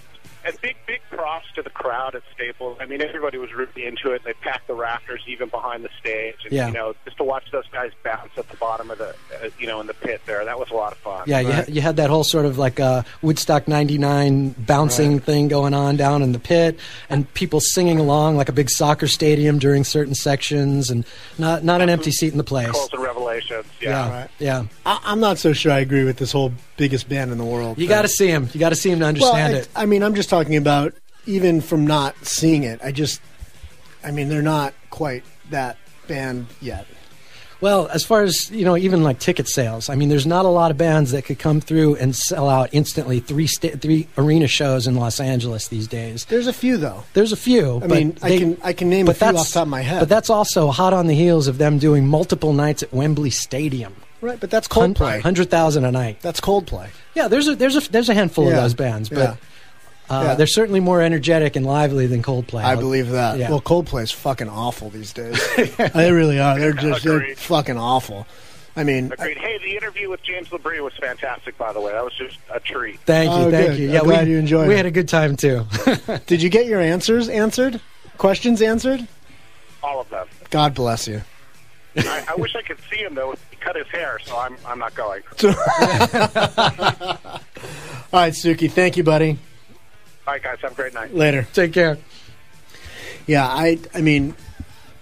I love the fact that band is. I'm just not a huge Muse fan, which is why I didn't feel like I needed to go. Because I'm just not. I can't do it. I've tried. I just can't do it. Like Suk, who obviously went because he enjoyed what he heard on the records. Right. Having seen them live, he said basically gave him the ultimate thumbs up. Right. It's a show that he won't miss when it comes through town, and I think that's sort of. Not that I'm equating them to Rush, right? But right. But I would say Rush is one of those bands that once you're sort of on the bandwagon, you never really leave. I don't think you're going to hear a lot about people who say I used to be a Muse fan. But here's the thing with Rush. By the way, the phone lines are open, so if you wanted to call in, now would be a good time to do that. 888-405-7440. That's right. I would go see Rush, though, in a club with zero production because of the songs. Yeah. I don't think I would see Muse that way. Oh, I would. Right, but that's the difference. That's what I'm telling you. Is I'm not a huge fan of the songs like that. Oh, okay. That's what I'm getting at. The production-wise, I mean, I'd go see almost anybody production-wise. Yeah. You know what I mean? Just to see a nice production. It's always fun and it's entertaining. But the songs wouldn't entertain me on their own. And that's a fair statement. Let me just say this.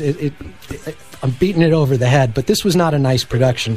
This was a new benchmark. This was really like a new level. Like, I got to be honest when I say that when the Wall comes through town, I don't know that it's this big. Honestly, I've seen the show on you. I've seen videos. I've seen the whole show. Enormous production. It's pretty monstrous. I would not disagree. So, and I'm sad I missed it for that part of it. But again, like the songs for me are just I just can't go there. So, anyway, all right. Who do we have in the used bin? Who's this? Hey, what's up, guys? This is Jonathan. There he is. Hey, what's Jonathan. up, buddy? How are you, partner? I'm doing good. How are you guys? Excellent. We're having a great night. We just talked to James Labrie. You kidding me? Yeah, nice interview. That was great, man. Thank you. He sounds like that guy sounds cool as hell. Absolutely. Doesn't he? And very optimistic and upbeat about the Dream Theater future, which is nice to hear. I'm very excited to see what they do next.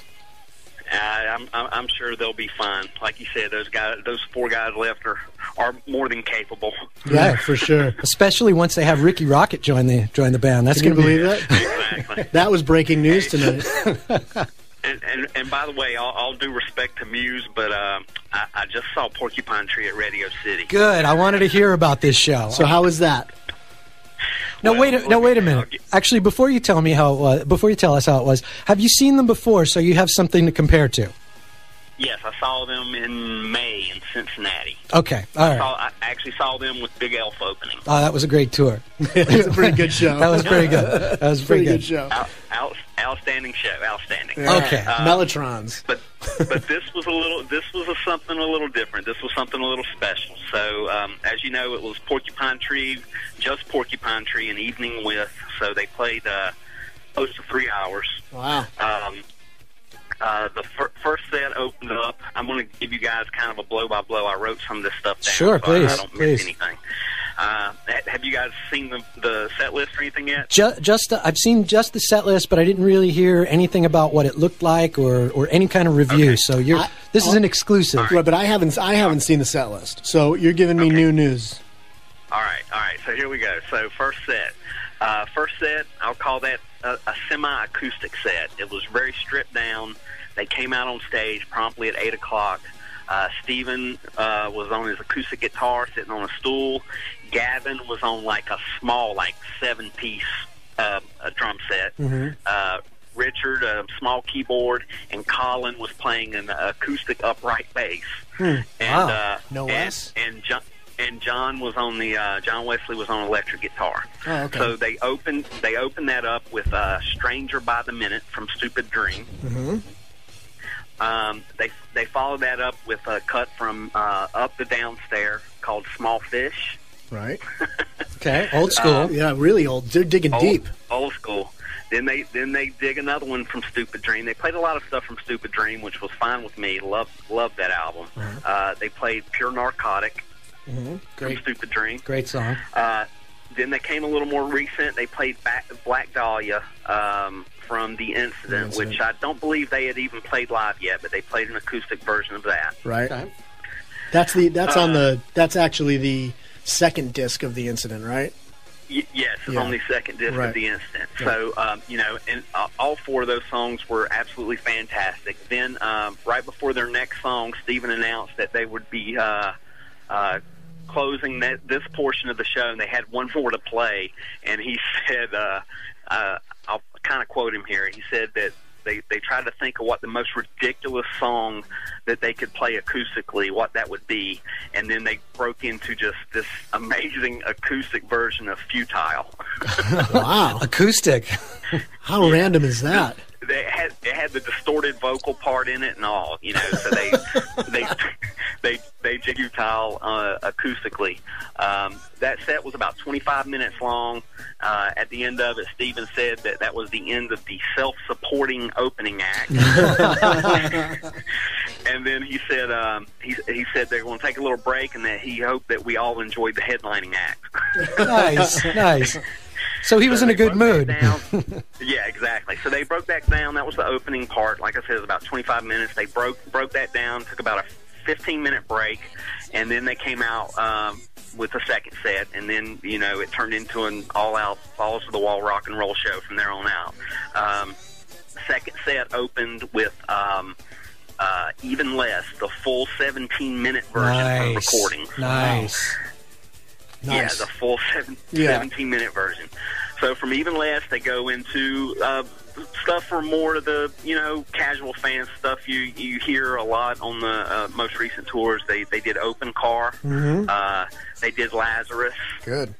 And then at that point, and this was kind of a theme from here on out, anything from Stupid Dream earlier, John Wesley would leave the stage, and they would play these songs as a four-piece.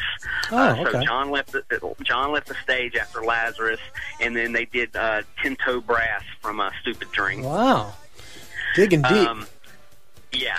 Then they do the full 18-minute version of The Sky Moves Sideways. Wow, nice. Really nice. We're getting our prog geek on right now. This is good.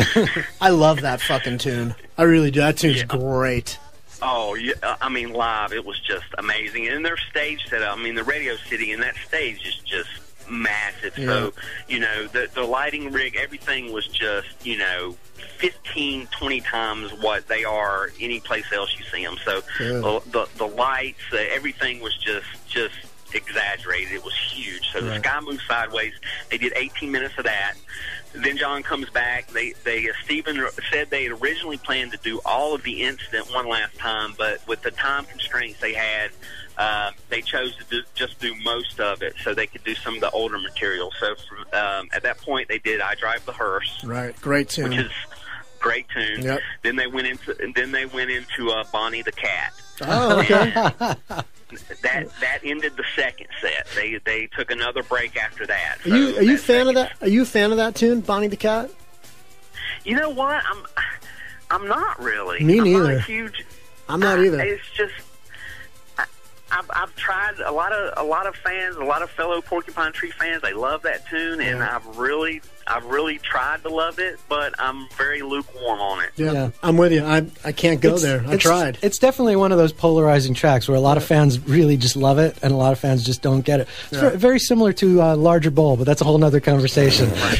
Well, is that really polarizing? Yes. Yeah.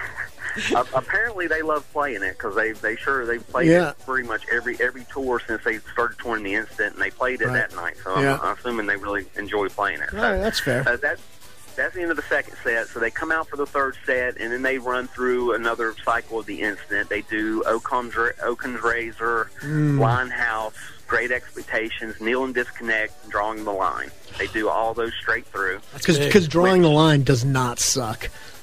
By the way, it doesn't. And you know what?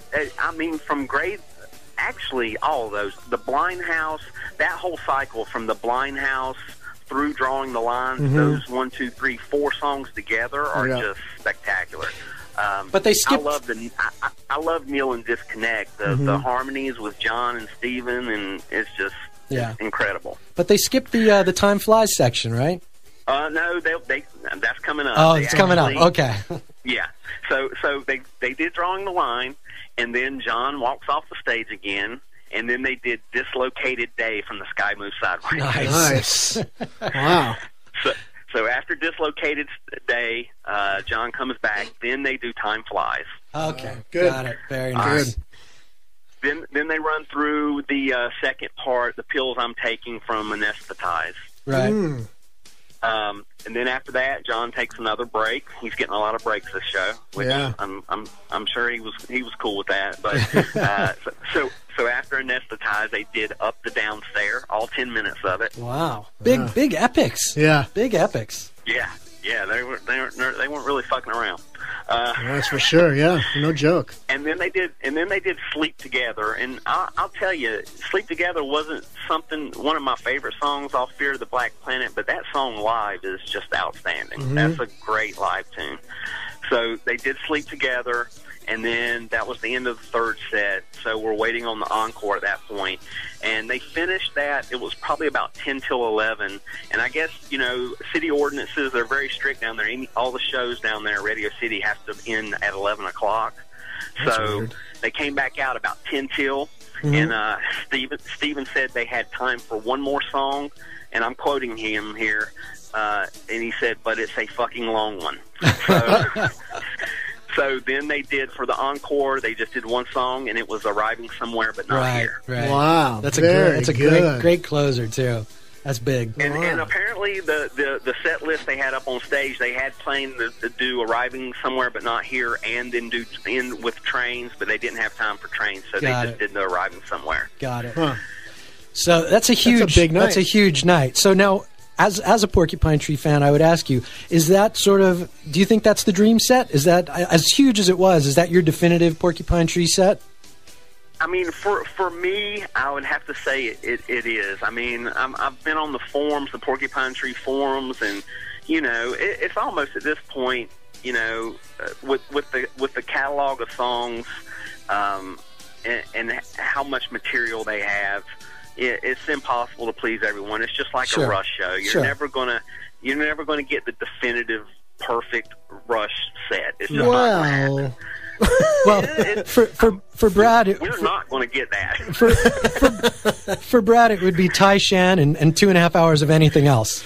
That's right, dude. Presto. Exactly. Just give me the whole. Give me all of Presto. But I gotta say, I mean, when they're pulling out stuff from some deeper tracks from Stupid Dream, they pulled out I mean, The Sky Moves Sideways, Phase 1, 18 minutes, and then Dislocated Day. Yeah, it's big. It's big. Up the Down Stair. I mean, wasn't there talk before this show of them doing a record in its entirety, right? And it was Light Bulb Sun. Light Bulb Sun was the rumor, and it didn't happen. So they didn't play anything in its entirety, but they played a ton of epic songs, old epic songs. And they actually did not play anything off Light Bulb Sun. Interesting. Yeah. Interesting. And did they film play it? Anything off of, and they played nothing off of Signify either, which I know a lot of fans were kind of disappointed in that. But Dark Matter. Did they film it, Jonathan? Dark Matter. By the way, Dark Matter is one of the best tracks on the most recent DVD they released. That's incredible. Agreed. Did they film this show? Do you know? Do what? Did they film it? No, they did not film it. I have heard rumors that there may be an audio release, but there were no cameras there, which is unfortunate. Yeah. So I'm very confused. If they're going to have cameras. They're going to do another special show in a couple weeks at Royal Albert Hall in London. So I don't know if there are any plans to film that. I'd suspect that the set list might change just a little from that. I'm very confused though, because this was really billed as this has been talked about for a few months now, of this big Radio City show, and it was sort of a one-off because it was going to be special and different than anything they've done since they've been in this last few tours, and it feels like they did that, but it wasn't recorded. Or not filmed, but filmed. Yeah, it probably was recorded. I would bet it was recorded. No, but I mean filmed. Yeah, that's what it just seems. Well, that's where the beauty of YouTube comes in, I guess. Yeah, but I mean, why build it up? Well, something else that's interesting too. Well, that I found interesting was apparently Gavin Harrison made a comment on one of a drummer forum or something about the show, and they were only probably a couple hundred tickets shy of selling out Radio City, so they had close to 5,000 people there. It almost sold out. That's probably one of the bigger Porcupine Tree shows stateside. Yeah. Oh, no doubt about it. And Gavin mentioned in a post that I don't have it here in front of me, but he said something to the effect that it was great. It's the longest show they ever played, and definitely the most expensive they've ever played. And that they lost money basically because of the production. Yeah, probably. So interesting. Yeah, so maybe, you know, I heard that too, that it would be very expensive to film there at Radio City. So, yeah. Sure. Yeah. So maybe they do that at Royal Albert, but either way, I'm looking forward to hearing it. So hopefully there's an audio release of that sometime. Cause I would be perfectly happy with an audio release. That sounds like a monster release. I mean, the full 17-minute version of Even Less, that is just a kick in the nuts. Indeed it is. Indeed it is. Well, I'm glad you had such a good time, and thank you so much for sharing the play-by-play, because, we were both very curious to know what was going to go down there. And so now I feel like I was there. You were there. Good job, Jonathan. You're hired, pal. You're hired. Our commentator on the scene. I appreciate it, guys. I really look forward to calling in and filling you guys in on it, and it was definitely a special show. For me, it was. Right. I don't think I'll see. As a matter of fact, I've seen hundreds of shows in my life. I'm not a spring chicken. I've seen quite a few concerts in my day, and this has to rank up there as one of the top 3 or 5 I've ever seen. No That's doubt. saying something, pal. Fair enough. Okay, that's big. Well, it was great. We appreciate it, Jonathan. Good job tonight, man. Really, good job. You're hired, like I said. Anytime you go to a show, I want that kind of review. Yes. Good, bad, or indifferent. Guys, I appreciate it, man. You guys enjoy the rest of your show. Thanks Jonathan. We'll talk to you soon. Have a great night. All right, later, guys. Later. That does sound pretty big. That's a pretty big review. Yeah. Yeah, it's a fun night. I mean, I love all the epics, obviously. Sure. I wonder if the incident stuff is almost all the stuff we saw with Coheed. I'd imagine it sounds pretty close. Yeah, it sounds pretty close. With the exception of Time Flies. Right. How about that? Good stuff, man. To me, it feels a little empty. Like I was just saying. There's this big buildup. There's no filming that's usually why you build up a show. That's usually why that. You build it up. But who knows? Maybe the Royal Albert. Maybe this is the warm-up for the Royal Albert Hall show. Well, don't tell that to him. He thought he saw the real deal. Well, you know what I'm saying. Got to play it twice if you want to get it right. Well, but we go to a little break, and when we come back, we're going to talk to Evil Incarnate. Evil Incarnate.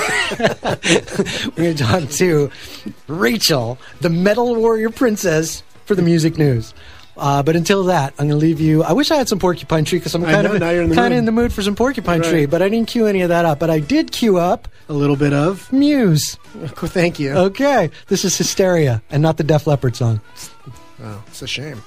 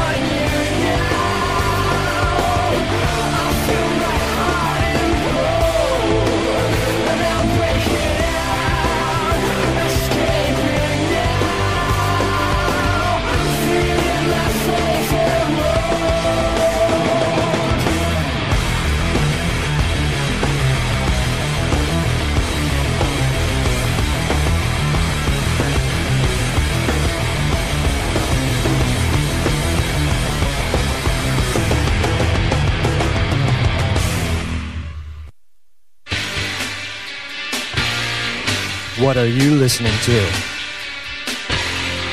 Used Bin Radio. That's nice. Extra, extra pinball bonanza. And welcome back. We're having a good time tonight. Yeah. This is a fun show tonight. Good time. Gotta be honest. But it's about to get even funner. Because guess who's entered the Used Bin Radio realm? It's evil incarnate. It's the queen of all things evil and death. It's the princess of pain. Hi, Rach. Hi, guys. That's quite an introduction. Absolutely. Well, we don't spare any adjectives on this show. You know, I love adjectives. Yes. Yes. I heard a rumor. Little inside joke there. So what's happening, Rach? How you feeling? We heard you're a little under the weather. I am. So this Satan got you down? Nothing can get me down. That's right. Nobody gonna break my stride. That's right. Nobody gonna slow me down. Whoa, no. I got to keep on moving. Look out. Nobody gonna break my... Come on, everybody sing. That's fun, good times. What's going on in the music news, right? It's the Used Bin Radio sing-along. What's happening, Rach? Well, should we just get right into it? Yeah, I think we should. Okay. Rock and Roll Hall of Fame. Rock and Roll Hall of Fame. Wah, wah, wah. So the list is out. And noticeably, there's a trio missing. Again. Peter, Paul, and Mary? Close. Triumph? Closer.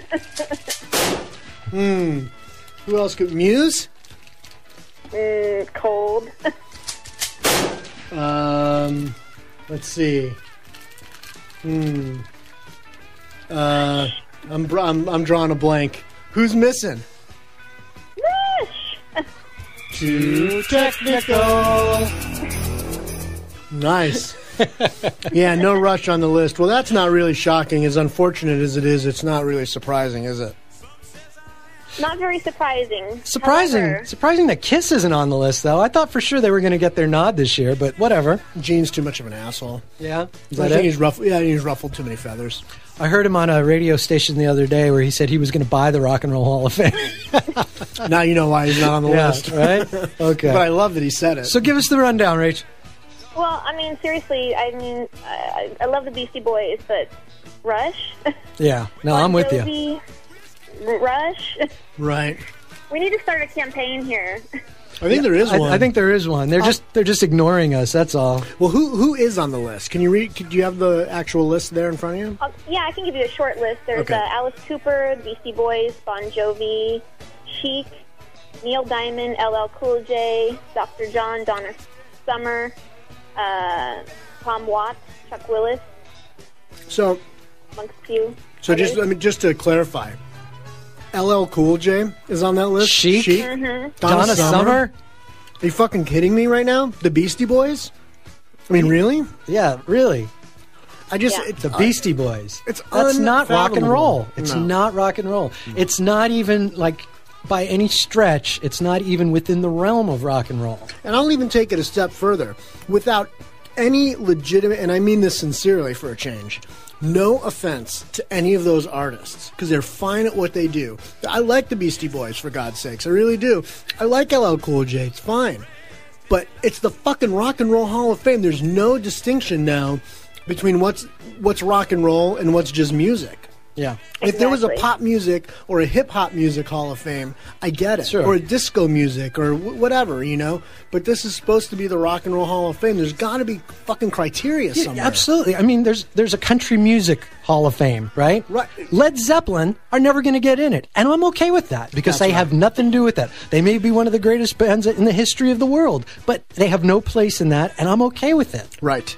Right, Yeah. absolutely, you nailed it. That's exactly right. You know, you don't have to honor every band just because they're a big name in their particular field. And they were in Rolling Stone once.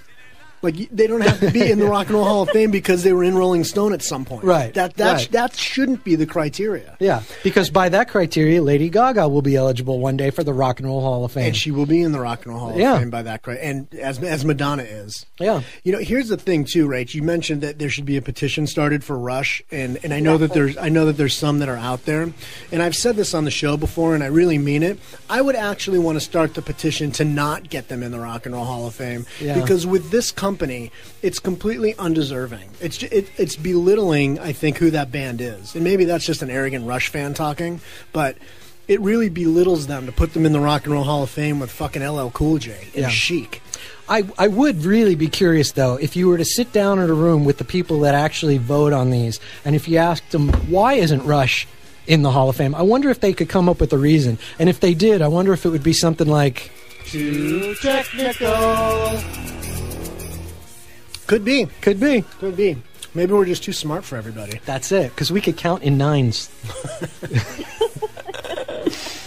Yeah, well, you know, again, I feel like we talk about this every year. We do. and every year we say the same thing, and what a sham. Yeah. You know, what a catastrophe, this whole thing.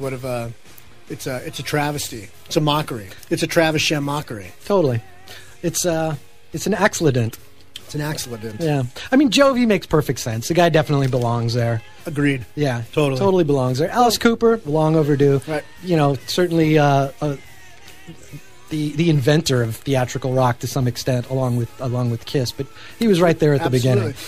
No problems with any of that. My question again would be, has there ever been an actual criteria laid out for why do you belong in the Rock and Roll Hall of Fame? Like, what gets you on the list? The only eligibility I know is, you know, the time limit, which is 25 years since your debut. After that, basically anybody's eligible, but I'm sure that they have a number of, you know, unnamed and unutterable criteria. Another one, I don't know if you mentioned, Rachel, but I think the Jay Giles Band was also on the list, and that actually makes sense to me. Yeah, but because Peter Wolf was an awfully great frontman at a time when rock and roll was sort of in its, you know, early informative stages, and he was certainly that arena guy, sort of in the mold of Mick Jagger, but a little bit more 70s modern than Mick. I wouldn't argue with that at all. I guess I'm just wondering. Plus, he did Freeze Frame, and that's cool. And that's right, Angel of the Centerfold. Yeah. Reputa the Buta. What is the other criteria though? Okay, we got the 25 years, but is it album sales? Because everybody can't be at some point is going to be 25 years from their first release. It can't be album sales because people like Laura Nyro pop up on lists like this, and no one's going to tell me that Laura Nyro was selling, you know, more than any of the bands that we're naming. Yeah. So what is? I mean, is it like artistic integrity? It's got to be, because that's more of an undefinable quality. Because it's totally subjective. If it was just album sales, this would be just a numbers game, and it would be much more obvious, and it would be all the biggest selling bands in rock and roll. And wouldn't we all feel better about it if we knew? If the criteria, if Maybe. you could read, well, you would though, because then you could go, okay, fine. And then at least you could put it into a corner and say, this thing is obviously bullshit because of this or that, but at least you know what it is. Yeah, but it's such an unfair playing field. Then there'd always be people like ourselves who champion some lesser known bands that would never have a shot of getting in there, even though maybe they were incredibly influential. But if they didn't fit the criteria, then at least you would have your answer as to why. Right. Right now, we're just sitting out here going, are you kidding? How is Kiss not in the Rock and Roll Hall of Fame? Right. But you want to put Donna Summer in the not Donna. That's a bad example. Obviously, but LL Cool J. Obviously, there's a whole undisclosed agenda that we're never going to know about, and it goes on in Jan Winter's office with all his buddies, over a latte while they discuss, which Britney photo is going to go on the next cover, and oh, by the way, who do we want to honor this year? Jovi, because I was just listening to Laura Nyro. Light. Let's honor her. Okay, good. Right. Yeah, that's good. Right. And then Robert Hilburn will chime in and say, well, let's have Springsteen, bring her and Patti Smith on stage, and it's maybe it's that's such what it is. Maybe it's such a club. Maybe the induction, not the inductions, but maybe the people that actually go in are really based around the show that will be the induction ceremony. Yeah. What will make the best show? Yeah. Maybe. Although, if it was about the best show, I don't know whose idea it was to have Mike Anthony, Sammy Hagar, and Paul Schaefer as the go-tos to induct Van Halen. My guess is that wasn't the original Probably plan not. when they said they were doing that. But having Fish do Genesis last year is pretty fucking cool. That was pretty cool. All right. Anybody else that we're missing, Rachel, that you think should be inducted? I mean, we always talk about the obvious, but anybody that you think has been overlooked? Well, you know what? I think at this point... Besides Tool, I mean. No. You know, at this point, I can't even take it seriously. Yeah, that's a fair answer. You look at the list, but you don't really have high hopes for it. Yeah. Some of them, you believe, yes, it's deserving. The other question is, why isn't you have a long list of people who aren't probably ever going to get inducted? Rush. Yeah. Right. Is the Dead in the Hall of Fame? I don't know. That's a good question. They probably are, because they seem to fit that cool kid thing. Whereas Yes, I'm sure, they're not in it. No. Yes is not in it. So would Fish qualify when they're eligible? Yeah, they're probably cool enough. I mean, they'll get in before Yes gets in. I mean, what's the fucking logic in that? And they would even say that. Yeah. They would probably say, what's the logic in that? Yeah. Yeah, that's true. Crazy. Yeah. All right, well, that's the Rock and Roll Hall of Fame debacle. Yeah. But there is light at the end of the tunnel. Give us the light. Really? Here comes the light. Classic Rock Magazine has announced, today they've announced that Rush will be honored with the Living Legend Award at this year's Marshall Classic Rock and Roll Honors Award. Okay, well, that's good. That's more credible than having to stand on stage with, Geddy, Alex Neal, and Paul Schaefer, doing a cheesy electronica version of New World Man. Who does the Rush induction? Who does the Rush songs? That's a good question. If they got inducted? Yeah. They got inducted? Who inducts them? Who does the music? That's a really good question. That's a really good question, actually. I don't know who does that. They take probably. I'll tell you who does it. Probably it's an all-star band, and it'll be Dweezil Zappa, and it'll be that would be great. Sure, and it'll be Taylor from the Foo Fighters. Les Claypool. Yeah, you're right on the money now. It'll be and a lot of the guys from who are in the and Scott Weiland singing. Billy Corgan. Billy Corgan. Billy Corgan will be there. Yes, it'll be is it Tim Comfort? Isn't that who did the? And they'll from Rage, who was in the documentary. And they'll do Tom Sawyer and Spirit of Radio. And Sebastian will be there. Yeah, that's it's about everybody the size from the of it. documentary. Now that we've actually experienced it all in our heads, I don't think I really need to see it in real life. What songs do they do besides Tom Sawyer and Spirit of Radio? That's it. That's it. Wait. Do you think they let Sebastian Bach in the building? I do. He's a huge fanboy. I don't know. He's huge, all right. Look what they did. He is huge. Look at Iggy Pop last year. He was out of his mind last year. Yeah. He was a rock star in a room full of fucking executives. I mean, he was out of his tree. Didn't he do? He did a Madonna song. He did "Burning Up." Oh my God, Yeah. that was Yeah. to die for. That was pretty funny. He was amazing. That was he really pretty was funny. great. Yeah, that's a little nutty. Maybe Madonna will sing a Rush song. Passing of the torch. No. Hey, Neil's on that list, right? Neil Diamond's on that list, isn't he? Yes. That makes perfect sense. Yeah, of course. That's long overdue. Yeah, and it's way past 25 years. Yeah. So what took so long for Neil Diamond? I don't know. So let me just get this straight. Madonna goes in before Neil Diamond. and Springsteen goes in before Neil Diamond. I mean, really? Yeah, that's nuts. Again, it flies in the face of all things that are logical musically. Yeah, all things that are holy. It doesn't make any sense. Yeah. All right, but thank you for the light at the end of the tunnel. So at least they're getting honored in their way, and that's good. When and where does that take place? That takes place in London on November 10th, and obviously all the members of Rush are going to be there. And good times. Yeah. Well, 2 members of Rush will be there. Well, in theory, they should all be there if they're getting honored, but that doesn't always happen. Actually, rarely ever happens. The first thing actually that went through my mind when you said London was, I wonder if this is the first time Neil would be returning to London since his wife was diagnosed in London. I would imagine so. I don't think they've toured the UK since. I could be wrong. They didn't go to the UK on Snakes and Arrows? Not sure. I think they did some. They confirmed that they're all 3 members are supposed to be showing up to accept the award. So that'd be interesting. We will see. They said that too about the guitar Walk of Fame thing. Saw how that turned out. Yeah. The star on the Walk of Fame. That didn't turn out so good. At least we got Donna Halper that day. Well, she's worth her weight in gold. Yeah, that was no joke. She's good worth her times. weight in gold. She's fantastic. Good times. Good times. Well, do the Smiths go into the Rock and Roll Hall of Fame? I hope so. I certainly hope so. I think they really deserve it. I think they were. Are they eligible? Oh, I'm sure they've been eligible since the first album came out in, I want to say, 83, 84. Oh, so way was the eligible. first Smiths album. Yeah, they're definitely eligible, and not just because of the basis of Morrissey's solo career, which I think he would be eligible even on his own at this point. But yeah, I think the Smiths were so influential in alternative music. Are the Smashing Pumpkins going in the Hall of Fame? Yeah, I think they will. Because they're part of the Cool Kids. They're part of the Cool Kids, even though the Smiths are not. Right. No, but the Smiths were part of the the Cool Kid New Wave revolution. The Smiths like the Cool Kids like the Smiths. Right. Even though Right. Morrissey never played on Winter Games. Yeah. I don't know. I don't want to do this anymore. I don't want to do this. I just feel dirty. And you know what? It drives me crazy because we could pick apart that fucking thing all night long, and it makes me more and more angry every time we do it. It just doesn't make any sense. So, too technical. Yeah, I don't want to do this anymore.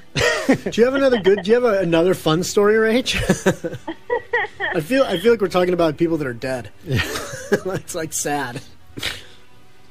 Oh, you don't want to talk about dead people, or? No, we can. I mean, I don't mind, but I just don't want to. I don't think I want to talk about the Hall of Fame anymore. It just makes me angry. Okay. Well, well, because there's a lot of Dio news out there, so All right, we can talk about that. Sure. Yeah. Okay, let's talk about that. Good. So, do you have $3.33 million? $3.33 million? So but I have a band and I need a website. Oh, wait, that's later tonight. If I had that twice, I would have 6. Never mind. Yeah. Is there a house for sale or something? Because there's a house for sale. Yeah. Dio's house is in Encino, California, is up for sale. And if you're interested, it's a 5-bedroom, 5-bath, 5,000 square feet home. That's a lot of Beautiful. house. Yeah. That's a lot of house. Not to mention the awesome history. But I got to tell you, and Rachel, I don't know if you've seen it online, but there's a lot of photos now because they're obviously marketing the house, not just for its historic value, but for its real estate value because it's a spectacular home. But it's modeled after sort of like an English manor, and some of the things that I loved about it is he's got the original pub bar from an Essex, England. An actual pub in Essex, England, circa 1800s. Right. So he's got the actual pub bar set up, which is beautiful, which would be even a step up for me for Joe's Garage. Just a hair. Just a hair. It's got, antique windows and, The windows are to die for. Yeah, They're it's old really cathedral amazing. Windows. Really Very amazing. beautiful. Really amazing. Very eclectic. Everything that you would expect in a Dio house except a moat. I was hoping for a drawbridge and a moat. And armored guards with swords at the front door, where wielding their swords to the tune of Holy Diver or something. Everything but that. It's all there, and it's just an epic home. So, yeah, 3.3 million, 3.33? 3.333.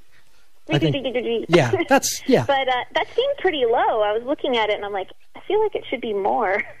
Yeah, for 5,000 square feet, but, the real estate market with what it is, you could get Dio's house right now for a song. That's right. Well, if you're interested, stand up and shout. Stand up and shout, That's my a Joe brother. Mama line. Look at how he got so excited. Stand up and shout, my Dude, brother. The cheese got transferred from you to me.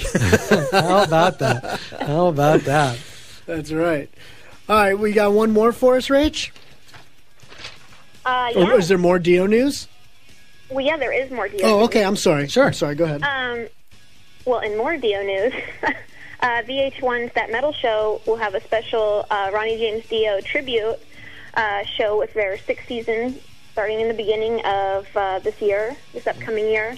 The show will have appearances by members of Heaven and Hell, Dio. They'll have Tom Morello from Rage Against the Machine, Rob Halford. All the usual suspects. All the usual suspects. We'll have Dio's widow and manager, Wendy Dio. That'll actually be a good interview. I think so. They're shooting that in L.A. now. Yeah. I'm curious. I don't know the answer to this, but I wonder if they're going to show during that, and that's the opening show of the 6th season. Yeah. Yeah. I wonder if they're going to show any clips or any scenes from the Dio Memorial. I don't know the answer to that, but I mean that was a big day. I hope not. Yeah, I sort of think that should be sort of left seems where a little it was. intrusive if they do, but that was a big day. I was really pleased that I could be there to honor him. But that would almost be like them releasing it on DVD. I mean, how awful would that be? Yeah, that would be. You know, what they are releasing on DVD is they're going to have a Heaven and Hell CD DVD called Neon Nights, and it's the 30 years of Heaven and Hell, and it's from their Vakken show from 2009. Okay. So is it just that live show? Or is it like... It's a CD DVD combo, but it is from just that show. Nice. Okay. That's great. Yeah. I know there's a lot of Dio stuff that's going to be re-released and stuff on vinyl. I know the whole catalog is being released on vinyl. Yeah. And I would imagine they'll be doing all sorts of remastering and stuff. I mean, I'm really excited because I really dig that catalog. Yeah. I think it's a great catalog. Personally, the one I would most look forward to, because thanks to you, actually, I now have all of the Dio catalog. I was missing a few records, and Brad hooked me up. But no, what I would really like to see the most would be a good quality DVD release of something from his term with Rainbow, because that's an overlooked period, and those were some spectacular live shows. I would really love to see that. Yeah, with the big semicircle rainbow that they had over the stage. It was a big production. I'd like to see that. Yeah, I think that would be fantastic. Yes. That would be really fun. That is those. What do you do? 2 records with Rainbow, right? You did Rising. He did 3. 3 Rising. He did Blackmore's Rainbow. Then he did Rising, and then he did Long Live Rock and Roll. Long Live Rock and Roll. He also did the live album. Right. Yeah, on stage. That doesn't count. Doesn't count. But right, I think it would. Although be it did have a sidelong version of Mistreated. Well, I mean, I'm not saying that it just doesn't count as as his stint with Rainbow. Right. You know, excuse me. But yeah, I'm in. So I would like to see anything remastered and redone in his name, and any of those last few shows. I'm totally down. So I'm in. Okay, what else? You got one more for us? Well, now that Ricky Rocket is going to Dream Theater. You caught that, did you? I caught that one. Very nice. Bret Michaels is now going to take the time to undergo surgery in January to repair the hole that he has in his heart. Yeah, poor guy needs to. I mean, he needs to slow down a little bit. There's a hole in my heart. A hole in my wall. All right, I thought you were going to break out into extremes wholehearted. Nope. No, I was teasing you with a little Warrant hole in the wall. Nice. Because we listened to that earlier. Nice. Yes. Nice. Well, I'm glad he's getting better. He looks like a... Did you see... What was that email that got sent around? What magazine is he on the cover of? I forget. Was it... I forget. Oh. You know what we're talking about? Yeah, there's an email going around right now. About. And it looks like literally like somebody photoshopped really poorly right underneath his chest. Yeah. To his his hip. Totally airbrushed his abs. Yeah, I forget. It's some email going around, which is a cover of some magazine that's going to come out shortly. No. It's not People, but it's something like that, like Us Weekly or something like that. Whatever. And I don't know about that. And he's got the reality show coming up now too, which is like it wasn't enough just to have him with 20 drunk chicks in a room. Now you're actually going to see behind the scenes with his kids, and I just don't know that I need to see that. No, for sure. No. There's I just got sent a list about how do you get into the Rock and Roll Hall of Fame, but I can't read it. Oh, okay. So I'll read what is this. it, in Chinese or something? No, it's just small. Oh, all right, fair enough. Dude, I'm fucking old, bro. My eyes aren't what they used to be. All right, I'm just saying. We'll figure that one out shortly. All right, beautiful. Okay. Well, Rachel, I hope you feel better. Yes, thank you. Please feel better, and hopefully we'll see you next week, and we will rock. You can beat the devil, Rach. You can beat him. You can shout at the devil. That's right. Stand up and shout at the devil. Yeah, that's right. Yeah, what you said. Like the kids say. That's right. All right, Rach. Have a good night. Feel better. All right. You too. Okay. Talk to you later. Bye. Do you want to take a stab at that email, or I can't read it. All right, it's literally an article out of the scanned in. Here, can you read that? Oh, Jesus. Right. Okay, yeah, that really is small. Right. All right. Why don't we take a quick... that's not the first time I've heard that, but we're talking about this article. Why don't we take a quick break and figure out what we're doing next? Because I'm lost right now, but that's okay. Don't get lost. All right. Good Kick Tracy song, Lost. Yeah. Mm-hmm. Well, okay, go. I don't have that one, but I got this. Because I just want to tell you that I got something to say. I got something to say.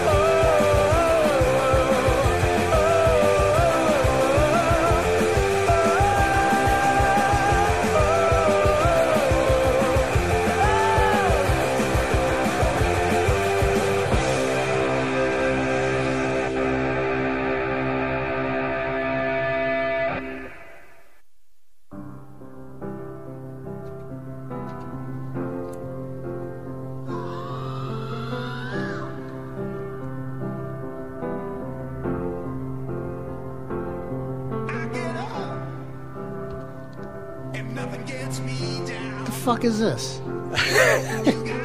Hey, might as well jump. I asked for some, like, commercial music. I didn't want to go to sleep. I'm just saying.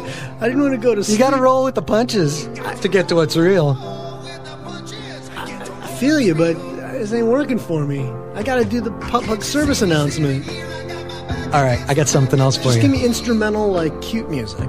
Oh, cute music? Yeah. Oh, why didn't you say that? Yeah. That's what I'm talking about. That's what I'm talking That's about. what I'm talking about. This right here is a public service announcement from your friends at Used Bin Radio and PureRockRadio.net. Welcome to it. Hey, Joe. Hey, Brad. Do you have a business? Yes. Are you in a band? Yes. Got some naked photos of your mom you want to post on the internet? Perhaps. Well, for only pennies a day, you can have your very own website. Me? Thanks to our partnership with GoDaddy.com. I have to hold on a second. Sorry. Listen to the music and enjoy it. We got a situation. Okay, where were we? Back to our regularly scheduled program. Thanks to our partnership with GoDaddy.com, we can hook you up and get you started. Hook me up! You know what, Joe? It's simple. Just check out the complete list of coupon codes at PureRockRadio.net/ Not Axel. GoDaddy and enter coupon code POD167 at the time of purchase, and you'll save 10% on all web hosting packages. Let me just tell you something, Joe. It's easy. GoDaddy.com offers lots of free tools to build your site and get you started. And by using coupon code POD167, you'll be supporting Used Bin Radio and our pals at PureRockRadio.net. So, let's recap for one moment. Check out the complete list of coupon codes at PureRockRadio.net/ Not Axel. GoDaddy and say hi to your mom for us. This has been a public service announcement. All right, let's get back to business. Hey, we got somebody in the used bin. Who's this? Hello? Josh?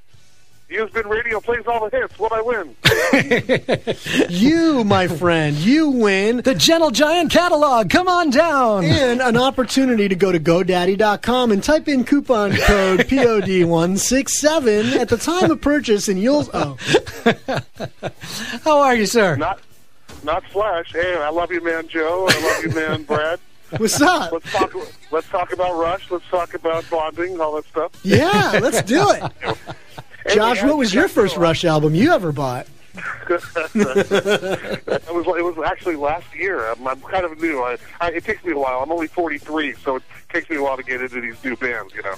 Yeah, the new kids on the block. The new kids, so to speak. Exactly. Right. Well, as you might remember from last week, I was the 99th caller, and I got the free Black Robot tickets from you guys. That's right. And I went to the show, and it was a darn good time. Well, tell us about it. It was up at the Viper Room. I don't know if you've heard of this place. It's a place where celebrities kind of hang out, and the girls kind of dress in a really kind of alarming fashion. Sure. And it's up on the Sunset. It's up on the Sunset Strip in West Hollywood. Isn't that called the River Phoenix Sidewalk Cafe? There's a memorial to him there, but yes. Okay. I don't think it's a different. That's down the road. Oh, okay. Yeah. But, yeah, it's Black Robot. Should we just talk just about Black Robot, or can I ask Mr. Labrie a question? Is he still in the studio with you? Yeah, eh? How can I help you, eh? I'll be James for you. $10 is $10. Anyway, that's enough shtick for one night. Okay. Anyway, Black Robot. They're a solid band. I think JB has got, he's a great bassist, and I loved him from the Buck Cherry days. Mm-hmm. But song-wise, I think they could use a little bit more time at the desk, I think. Really? Why is that? Well, they rock, but there's not a lot of memorable hooks, I think, that they've got so far. You guys have probably listened to the album more than I have. This was my first experience hearing them. Oh, okay. Live, is it a 4-piece? They're 5-piece. Five-piece. Okay. Very good. And they have a very different, it's like one of those Guns N' Roses type bands where every member of the band looks like they're into their own thing. Like right. They've got this long-haired Viking on one guitar, and then they got a rockabilly guy on the other guitar, and JB has short hair. The drummer's got spikes. It's a menagerie. Right. That was sort of our experience recently with Avenged Sevenfold. Absolutely. One guy had sort of the punk mohawk. Another one was wearing like the 80s metal leathers. Yeah, should have been an AFI. Yeah. It was a whole different deal. But they gelled well live. The drummer looked like the guy from Dream Theater. He looked just like the guy from Dream Theater, which was really funny. Yeah. But in summation, I definitely see Black Robot again, and they have a great ACDC. Like I said, if you like ACDC and Aerosmith back when they were rocking most of the time instead of doing ballads or falling off the stage, you should be into Black Robot. So anyway, I'll keep it short and sweet. Wait, I have a question for you. Don't leave. A question for the caller? Yeah. Well, Josh, this is what we do. We converse, my brother. It's not a monologue, my friend. So here's my question to you: did it feel like when I saw Buck Cherry there at the Viper Room, like I was telling JB, it just felt dangerous. It felt like you just sort of weren't quite sure what was going to happen next. Did you sort of have that vibe? It did not have a dangerous vibe like the old Buck Cherry days. No, it didn't. There was, with Josh, he looks like he's a loose cannon both in spirit and in vocals. You know, you don't know what he's going to say or act out. So, but that they don't quite have that. Their lead singer's a bit more conservative, I think. How was the crowd? Were they into it? Was it a good crowd? Most were into it. A lot of women seemed to be ready to faint, but nice. there was this one British bloke who kept shouting "boring" through the whole show. Really? That's a very British thing to do, actually. Wow. I thought so. I told him maybe you really should belong back at the bar if you're going to shout things all night long from the. Good for you, Josh. Attaboy. I remember when recently when you and I, Josh, when we were at the Viper Room for that Michael Monroe show, when Ginger from Wild Hearts played with him. I remember there was one drunk girl in the audience, similar. I think she might have been a Brit also, who kept flipping off Michael Monroe the entire show. I don't know what that's about exactly, but just very odd. Last thing I wanted to ask you was, did they stick to their originals, or did they throw in like the odd AC/DC or Buck Cherry song or anything? I guess they're famous for doing this one song which they did play as their encore, and it's the Eric Clapton, J.J. Cale song "Cocaine." Right. That's on the record. Because they love the cocaine. They love the cocaine. That's the other cocaine. Yeah, right. That would be lit up by Buck Cherry, of yes, course. Exactly. All this. Hey Joe, I've got a question for you. Have you watched the Opeth DVDs yet? Have you seen the new Royal Albert Hall DVDs? I have not seen the Royal Albert Hall. I've seen the artwork, which is reminiscent of the whole Deep Purple thing, but I have not seen the show. To be totally frank and honest, I'm a big Opeth fan. That is not by any stretch of the imagination my dream set list, because they did all of Blackwater Park, and then really kind of obscure deep tracks from records that, I don't know, it's just not my dream set. But I guess I saw my dream set the year that they toured and did all of Damnation and a bunch of stuff from Deliverance. For me, that's sort of my go-to. That's true. Although I did love the last record, but yeah, Blackwater Park, great record. Don't know that I need to hear the whole thing in its entirety. I'll probably check out the DVD at some point, but have not yet. Have you, and is it good? I watched some of the footage, and I watched the question and answer with Michael Ackerfeld. And but on a technical level, the camera work and the sound is just top notch. So okay, it's really that's good. If you're all interested in Opeth, it's definitely worth a look. Very nice. Yeah, I think I will check that out. Well, excellent. Well, thanks for the word, and we're so glad you were the 99th caller last week, because you were our big winner here in Used Bin Radio. 99 Luftballons. Go daddy.com. There you go. Okay, coupon code POD167. Good night, gentlemen. Good night, Josh. Thank you. So there you have it. Well, good. So we got our Black Robot review. We got our Porcupine Tree review. We got a couple you and Suk with the Muse review. I could give you a quick Hinder review. I would like it. Bring it. I hadn't seen them in a little while, and the first record obviously did very, very well. Very well. The second one was, I think, more of a back to basics, sort of an 80s rock style record. I think it sold well, maybe not as well as the first one, but still a good record. And so right now they're touring, playing songs from the upcoming third album. Oh, okay. The third album, as well as stuff from all of the previous records. The new record is going to be called All American Nightmare. So there's nightmares like crawling into all these bands lately, between Avenged Sevenfold and Dream Theater. Yeah. And just saying, there's like there's nightmare vibe going on. Anyway, Elm Street, yeah, I hear you. No, Elm Street, sure. Anyway, All American Nightmare is going to be coming out in December, and they're already playing some of the songs off that record. The song "Waking Up the Devil" is fist pumping arena rock. Good. You'll be hearing that one a lot, and an interesting song, very catchy, but a little bit odd for Hinder. I don't know how well versed you are in Hinder and what they do. Not very. But a little bit odd for them is a song. It's on the new record. It's called "Hey Ho," and it's sort of a country pop song. It sounds like if Kid Rock and Bret Michaels sat in a room together and came up with those big, happy, fun summertime video fucking Kid Rock things. It's sort of one of those kind of things. What do we got here? We're down on East Street, ladies and gentlemen. This is my favorite Bruce record. Yeah, so you know. That's good stuff. I think this is well, maybe it's not the best Bruce record. I know. Come on, Born to Run is pretty much a classic, even as overplayed as it is. And Thunder Darkness on the Edge of Town, Jungle Land. I feel you, brother. I feel you. I know I do. However, this fucking record is amazing. I'm not gonna lie. You're right. Yeah, it's good stuff right here. Yeah. Okay. Keep hoping that he'll start playing more of this stuff when he tours. We've seen him play this.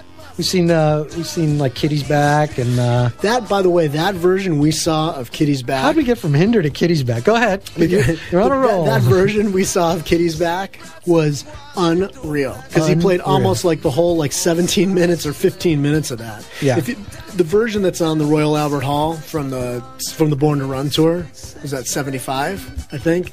They released that live at the Royal Albert Hall show. Yeah. The Kitty's Back version on there is the best of all time. Hands down. Yeah. Yeah. And I thought the version we saw of it was pretty close for his age. Gotcha. Yeah. I wouldn't disagree. I wouldn't disagree. Special. Yeah. He's a pretty spectacular performer. Yeah. Indeed. Okay, sorry. No, that's cool. So Hinder was really good. Some of the new songs were really good. That one, Hey Ho, not sure where we're going with that. But is that like Austin Winkler? Hey Ho, let's go, or is it sort of like that? It's not like, hey, you're a hoe. Well, it could be. Okay, I'm just trying to figure out how it works. Okay. You know, who am I to decipher the lyrics of rock stars? So is he talking to somebody? Like, hey, ho! Hey, ho! Or is it like, hey, ho? Oh, it wasn't quite that bad. Okay. Wasn't or is quite it like, that bad. hey, ho! Let's go. Let's go. Okay. Somewhere in between those two. It's left up to interpretation. Yes, indeed. But Austin Winkler, really good frontman, delivers it well. I think he's more comfortable in his shoes than I've seen him in the past as a frontman. Yeah. And does he play guitar? Not on stage. Oh, okay. Not on stage. He just sticks to singing and has some quirky moves. I don't know. He moves in a very weird, peculiar way. Right. He moves in mysterious ways. Yeah. Almost. You know what it kind of reminds me of? Actually, is a little bit of. What's his name from REM? Michael Stipe? Yeah. You know how he's sort of got that dance that it's like, what are you doing? I'm a little uncomfortable watching you, but you're a good singer, you know? It's a little bit like that at times. But that's all I'm saying. I feel you. But another one of these shows like Coheed where their crowd is really into them. That was going to be my next question. Yeah, their crowd is really into them. So they have that core base that just goes nuts for them. This record doesn't come out until December. Everybody's singing all the lyrics. I guess they're all finding leaks or whatever on the internets. Did he on the Google? On the Googles? Did he make a comment about it at all? Did he say? I think he did actually. Yeah, I think he did actually. Like, you guys know all the words to this. Yeah. Hey ho. Right. Right. But that was good stuff. Interesting. That was good stuff. And then 2 nights later was Muse, which was really good. Which was really good. All right, so that's rocking. So that was rock and roll. I wanted to give you a quick review because I did my homework this weekend. Yes, we gave you a laundry list of stuff to listen to last week. Yeah, so I'm curious to see what your thoughts are. Well, let me start with Sam's Town by the Killers because I had listened to the first Killers record, which I really like. A couple weeks ago, and as well as the Brandon Flowers solo album, which is sort of what came up. That's sort of how this whole thing started. Which I gave a listen to, and that was really fun. I'm glad you enjoyed it. Yeah, really good. Surprising, yeah? It's something you wouldn't have probably listened to, but you listen to it and you go, there's something really fun about that. Absolutely. Yeah, very good. And so I listened to Sam's Town because Rachel and her husband, Chris, mentioned to me how much they love that record. I'm sorry, guys. It's not my favorite album. I just can't really go there. It's not that it's horrible, and I didn't hate it, but I don't think it nearly compares to the first album. And I guess if I'm probably going to go out on a limb, I would say that right now, I think I like the Brandon Flowers solo record maybe a little better than I like Sam's Town. It just never... There wasn't a moment where I felt like... I got that like fulfilled feeling of like, oh yeah, like I get it. Like this is big and large and fulfilling. I never had that moment. Whereas with the first Killers record, I definitely had those moments. And even in the Brandon Flowers record, and I've said it 14 times already, but that first song, The Fabulous Las Vegas, instantly grabs me and it makes me want to hear that whole record. And I never quite had that moment with Sam's Town. So not really for me, unfortunately, and I would imagine that I'm going to get anally raped by somebody who loves Sam's Town anytime now. So it's not a record that I would throw away, and I would listen to it again. In fact, I would be happy to listen to it with someone who loves the record, just to try to get into it, because I'm not opposed to it at all. But no. It's a lot of work for me to get into it. Let me just say that. And generally, great records don't take a lot of work for me. Yeah, that's fair. Yeah. And then I listened to Heart, Dog, and Butterfly, which is was Joe's recommendation after my Red Velvet Car, our Red Velvet Car discussion and where that was all about. And I enjoyed the record. I did. It's a good record, and you're right. I mean, you nailed it. It's really a great record. It's not the greatest hits. It's not, your Barracuda or little, but that's not what I was looking Queen kind of stuff. Yeah, not really looking for that. I mean, if I know where to go to find that, I guess. Any classic rock station will probably play that. You know. But the songs are very good. My only problem with it is it's so thin. Yeah. And usually I can sort of get past it a little bit, but I couldn't get past it. Yeah. I was every song, every chorus felt really thin. Like from the verse to the chorus on the rock songs, which are really good, are really just so thin that I don't ever feel that transition from a verse to a chorus that makes me want to start singing along. Yeah. And it's a shame. It's a record that needs to be remastered in the worst way. Yeah. No, I would agree with that. I mean, keep in mind, this was probably recorded, I'm guessing, 78, 79. And even by their own admission, they were sort of going for, at that point in time, they were already going for a sort of a retro, sort of a Zeppelin 3, 1973 kind of feel. So they were going for maybe a minimalist approach. But indeed, it does sound thin. A shame, right? It is a shame. I will say that, and I mentioned this before, one of the tracks on there, which is probably my personal favorite Heart song, a career showstopper for me, is the closer on that album, Mistral Wind, which, if you hear that live, and not in the context of, that thin-sounding record, even more so, what a smack you over the head, bombastic, cashmere kind of physical graffiti epic. What's the set that they play now?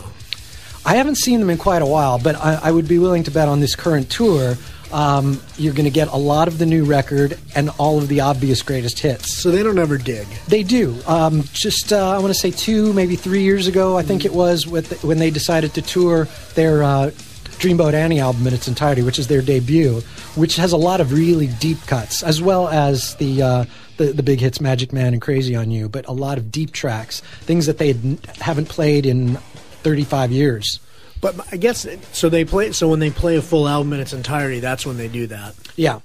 And I don't know that they do that too often, but they did it for Dreamboat Annie, and there were rumblings that they might do that for the Little Queen album at some point in the near future, which I'd be all over that, because that's another great record. I just got a nice note from Chris in response to my Sam's Town.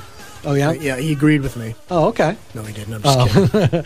I thought he saw the error of his ways. No, he called me a derogatory name. And I hate when that happens. I certainly wouldn't repeat it on the air. God, even James LaBrie didn't do that. No. I would never repeat what Chris called me. He called me a fag. Obviously, he thinks I smoke. So, obviously, he doesn't know at all what he's talking about. Wow. All right. Listening to anything else? No, that was it. I wanted to make sure I gave those some, actually I did. I listened to the Wallflowers a little bit this week, but old stuff, new stuff. Yeah, I listened to the first Wallflowers record, and I have the Jacob Dylan solo records. In fact, I really like the last Jacob Dylan solo record. Are his solo records really much different from a Wallflower CD? They're stripped down. Yeah. Okay. Yeah, they're almost acoustic-y. I mean, they're probably more in the vein of no, it's not like not early Bob Dylan stuff. It doesn't feel that way. No, but, I wouldn't imagine it would. It just feels sort of Rick Rubin, stripped down, modern Johnny Cash. Maybe. Oh, okay. It's nice. I'm sort of a fan. I saw the Wallflowers when they toured that first record, which was spectacular, and that's a great record. Bringing Down the Horse, I think it's Bringing Down the Horse. Great record. All right. So great Petty record. This is what that is. Great Tom Petty album. Tell you about a couple of things I've been listening to. For anybody keeping track. Yes, you're I am still in the Peas. In the Peas. I'm wrapping up the Peas. Looking forward to some Queen sometime soon. Really looking forward to that. Little live killers for you? Yeah, it's coming. But no, I've been in the Peas, and I listened to a ton of Prince recently. Sure. And some of my favorite stuff that I came across that I had forgotten about is certainly the lesser known stuff. Mm-hmm. And I just felt the need to announce 3 songs that are often overlooked, if not even known about at all. Fair enough. Anastasia off the Love Sexy album is just stunning. Okay. And if you want to do some homework, Anastasia is stunning. The album that he did as the soundtrack to what was going to be the sequel to Purple Rain, Graffiti Bridge, which was a horrible movie, and I'll be honest, it's a horrible record, but it had one great track on it, stuck in the middle of all this other crap and nonsense. It had one great song on there called The Question of You. But even more so than maybe anything else, there's an often overlooked or unknown record in Prince's catalog from the 90s period when he was going by the symbol, called The Gold Experience. Mm-hmm. And on The Gold Experience, there's a song called Shh. Okay. One of the sexiest songs you've ever heard. Easy. Oh, it's just, it is just sweaty and sexy and sultry little song. Easy. It'll make your pants just a little bit tighter. A little tighter. Wow. So, yeah, good stuff. Funny with Prince. Prince is one of those guys that, I mean, he is truly, really like a fucking genius, amazing, great. or awful. His productions tend to sometimes be really, really thin and cheesy. And then on other times, it's really lush when he brings in all the jazz musicians and all the bells and whistles. Well, on the what's it called? The new Power Generation stuff. Right. Like, what was the record with 7 on it? I think just that called was just Prince and the New Power Generation. Yeah, I think that was just the symbol. Whatever. Well, anyway, yeah, with that record. That's the one that opens up with My Name is Prince. Yeah. Yeah. Beautiful album. Yeah. Perfectly produced. Like, really, that's a great, great record. But you're right. He tends to, like, when he plays, when he wants to accentuate his guitar playing, the guitar sound is always the same. He almost plays in the same tone all the time. Yeah, do you ever like? It's the same tone from the guitar solo that we all saw on MTV at the end of Let's Get Crazy. Right, and you want to go, dude, hit a pedal. Yeah, right. Hit a pedal. It never happens. Yeah, you know. I mean, obviously sometimes it does, but it's just this. It's the signature Prince guitar sound. Yeah. So, agreed. And that may be one of my issues with it. Yeah. Agreed. Although the guy's such a genius. Yeah, really is. Absolutely. But yeah, so some of those were overlooked tracks. And the other thing I just wanted to mention, because I'm winding up my time in the P's. Yeah. I was listening to some Psychotica over the last couple of days. I would like some of that. I think next week I might have to play some Psychotica. Okay. I listened to the first record that we all knew. We had good times hanging out with Patrick Briggs back in the day. Right. But the second album, Espina, something like that, I forget. Pretty good.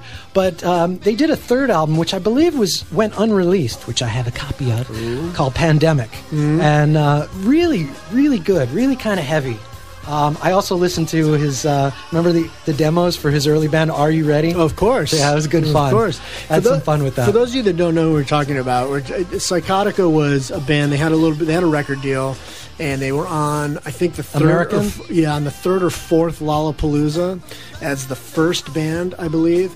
But Joe and we had a nice relationship with Pat Briggs, who was the founder and singer of Psychotica, and they were quite the adventurous, to say the least, type of theatrical, glammy kind of band. Sort of Bowie-esque vocals, sort of metal, sort of a Marilyn Manson kind of presentation. Pre-Marilyn, for sure. Yeah, when we saw him in New York, at a club in New York, where he's from, I remember him coming out in an egg. They brought it. He came from the back of the club to the front in an egg. Right, and it was cute. And he had no penis. Yeah, that's always good. Yeah, I mean, I don't remember those songs. I think I'd like for you to burn me all that, even the Are You Ready stuff. Ice Planet Hell. Yeah, I do. Well, that was the song, right? Yeah. Yeah, I would like for you to burn that for me. You got it. And I'd like to re-listen to it because I don't want to really. I can't imagine it stands up great. It was good. I enjoyed it. Okay, then I'm wrong. You know what I really enjoyed, and I think this was on on their second record, I think. But they did a cover of MacArthur Park. Yeah, it was actually really good. I bet it was great. Yeah, it was really nice. We got a minute, so I'm just going to tell you a quick Pat Briggs anecdote. But you don't want to get it? Oh, yeah, we got somebody now? Yeah. Oh, go ahead. Hold on. We're going to have to make it very quick. Welcome to the Used-Bin. Who's this? You know who this is. Dude, you've got 30 seconds. All I need to say is this. Sam's Town is a great record. I respect your opinion. All right, respect it 100%.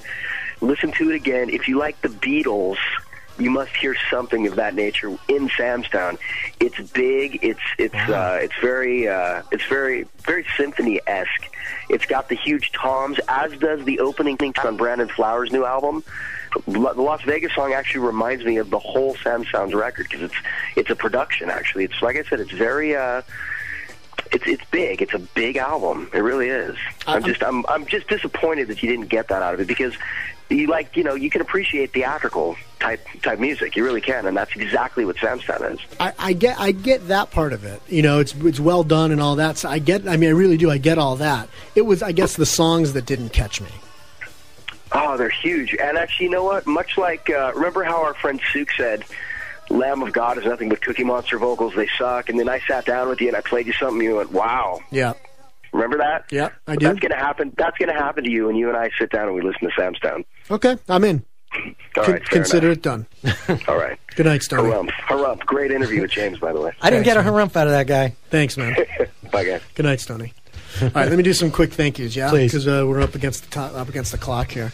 Rich at purerockradio.net. Hey, thanks, pal, and happy birthday again. Happy birthday. Sean Gordon at progrock.com. You're the man. Terry Edwards and Max Krasny right here at Westwood One. And Chris Stone and Rob Wilson for usedbin.com, which I would highly recommend all of you go check out, www.usedbin.com, and tool around there for a little while. Also check us out on Facebook. Don't forget to sign up, say hello to us there, and we'll be back here again next week. We will. With a big rocking show, 3 hours, 7 o'clock Pacific Standard Time.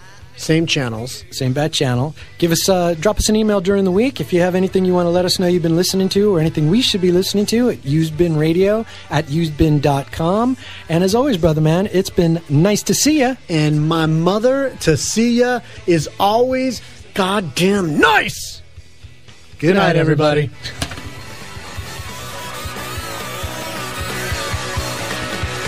Used Bin Radio. Quiet, numbskulls, I'm broadcasting. You're listening to a live internet broadcast on Pure Rock Radio. At purerockradio.com.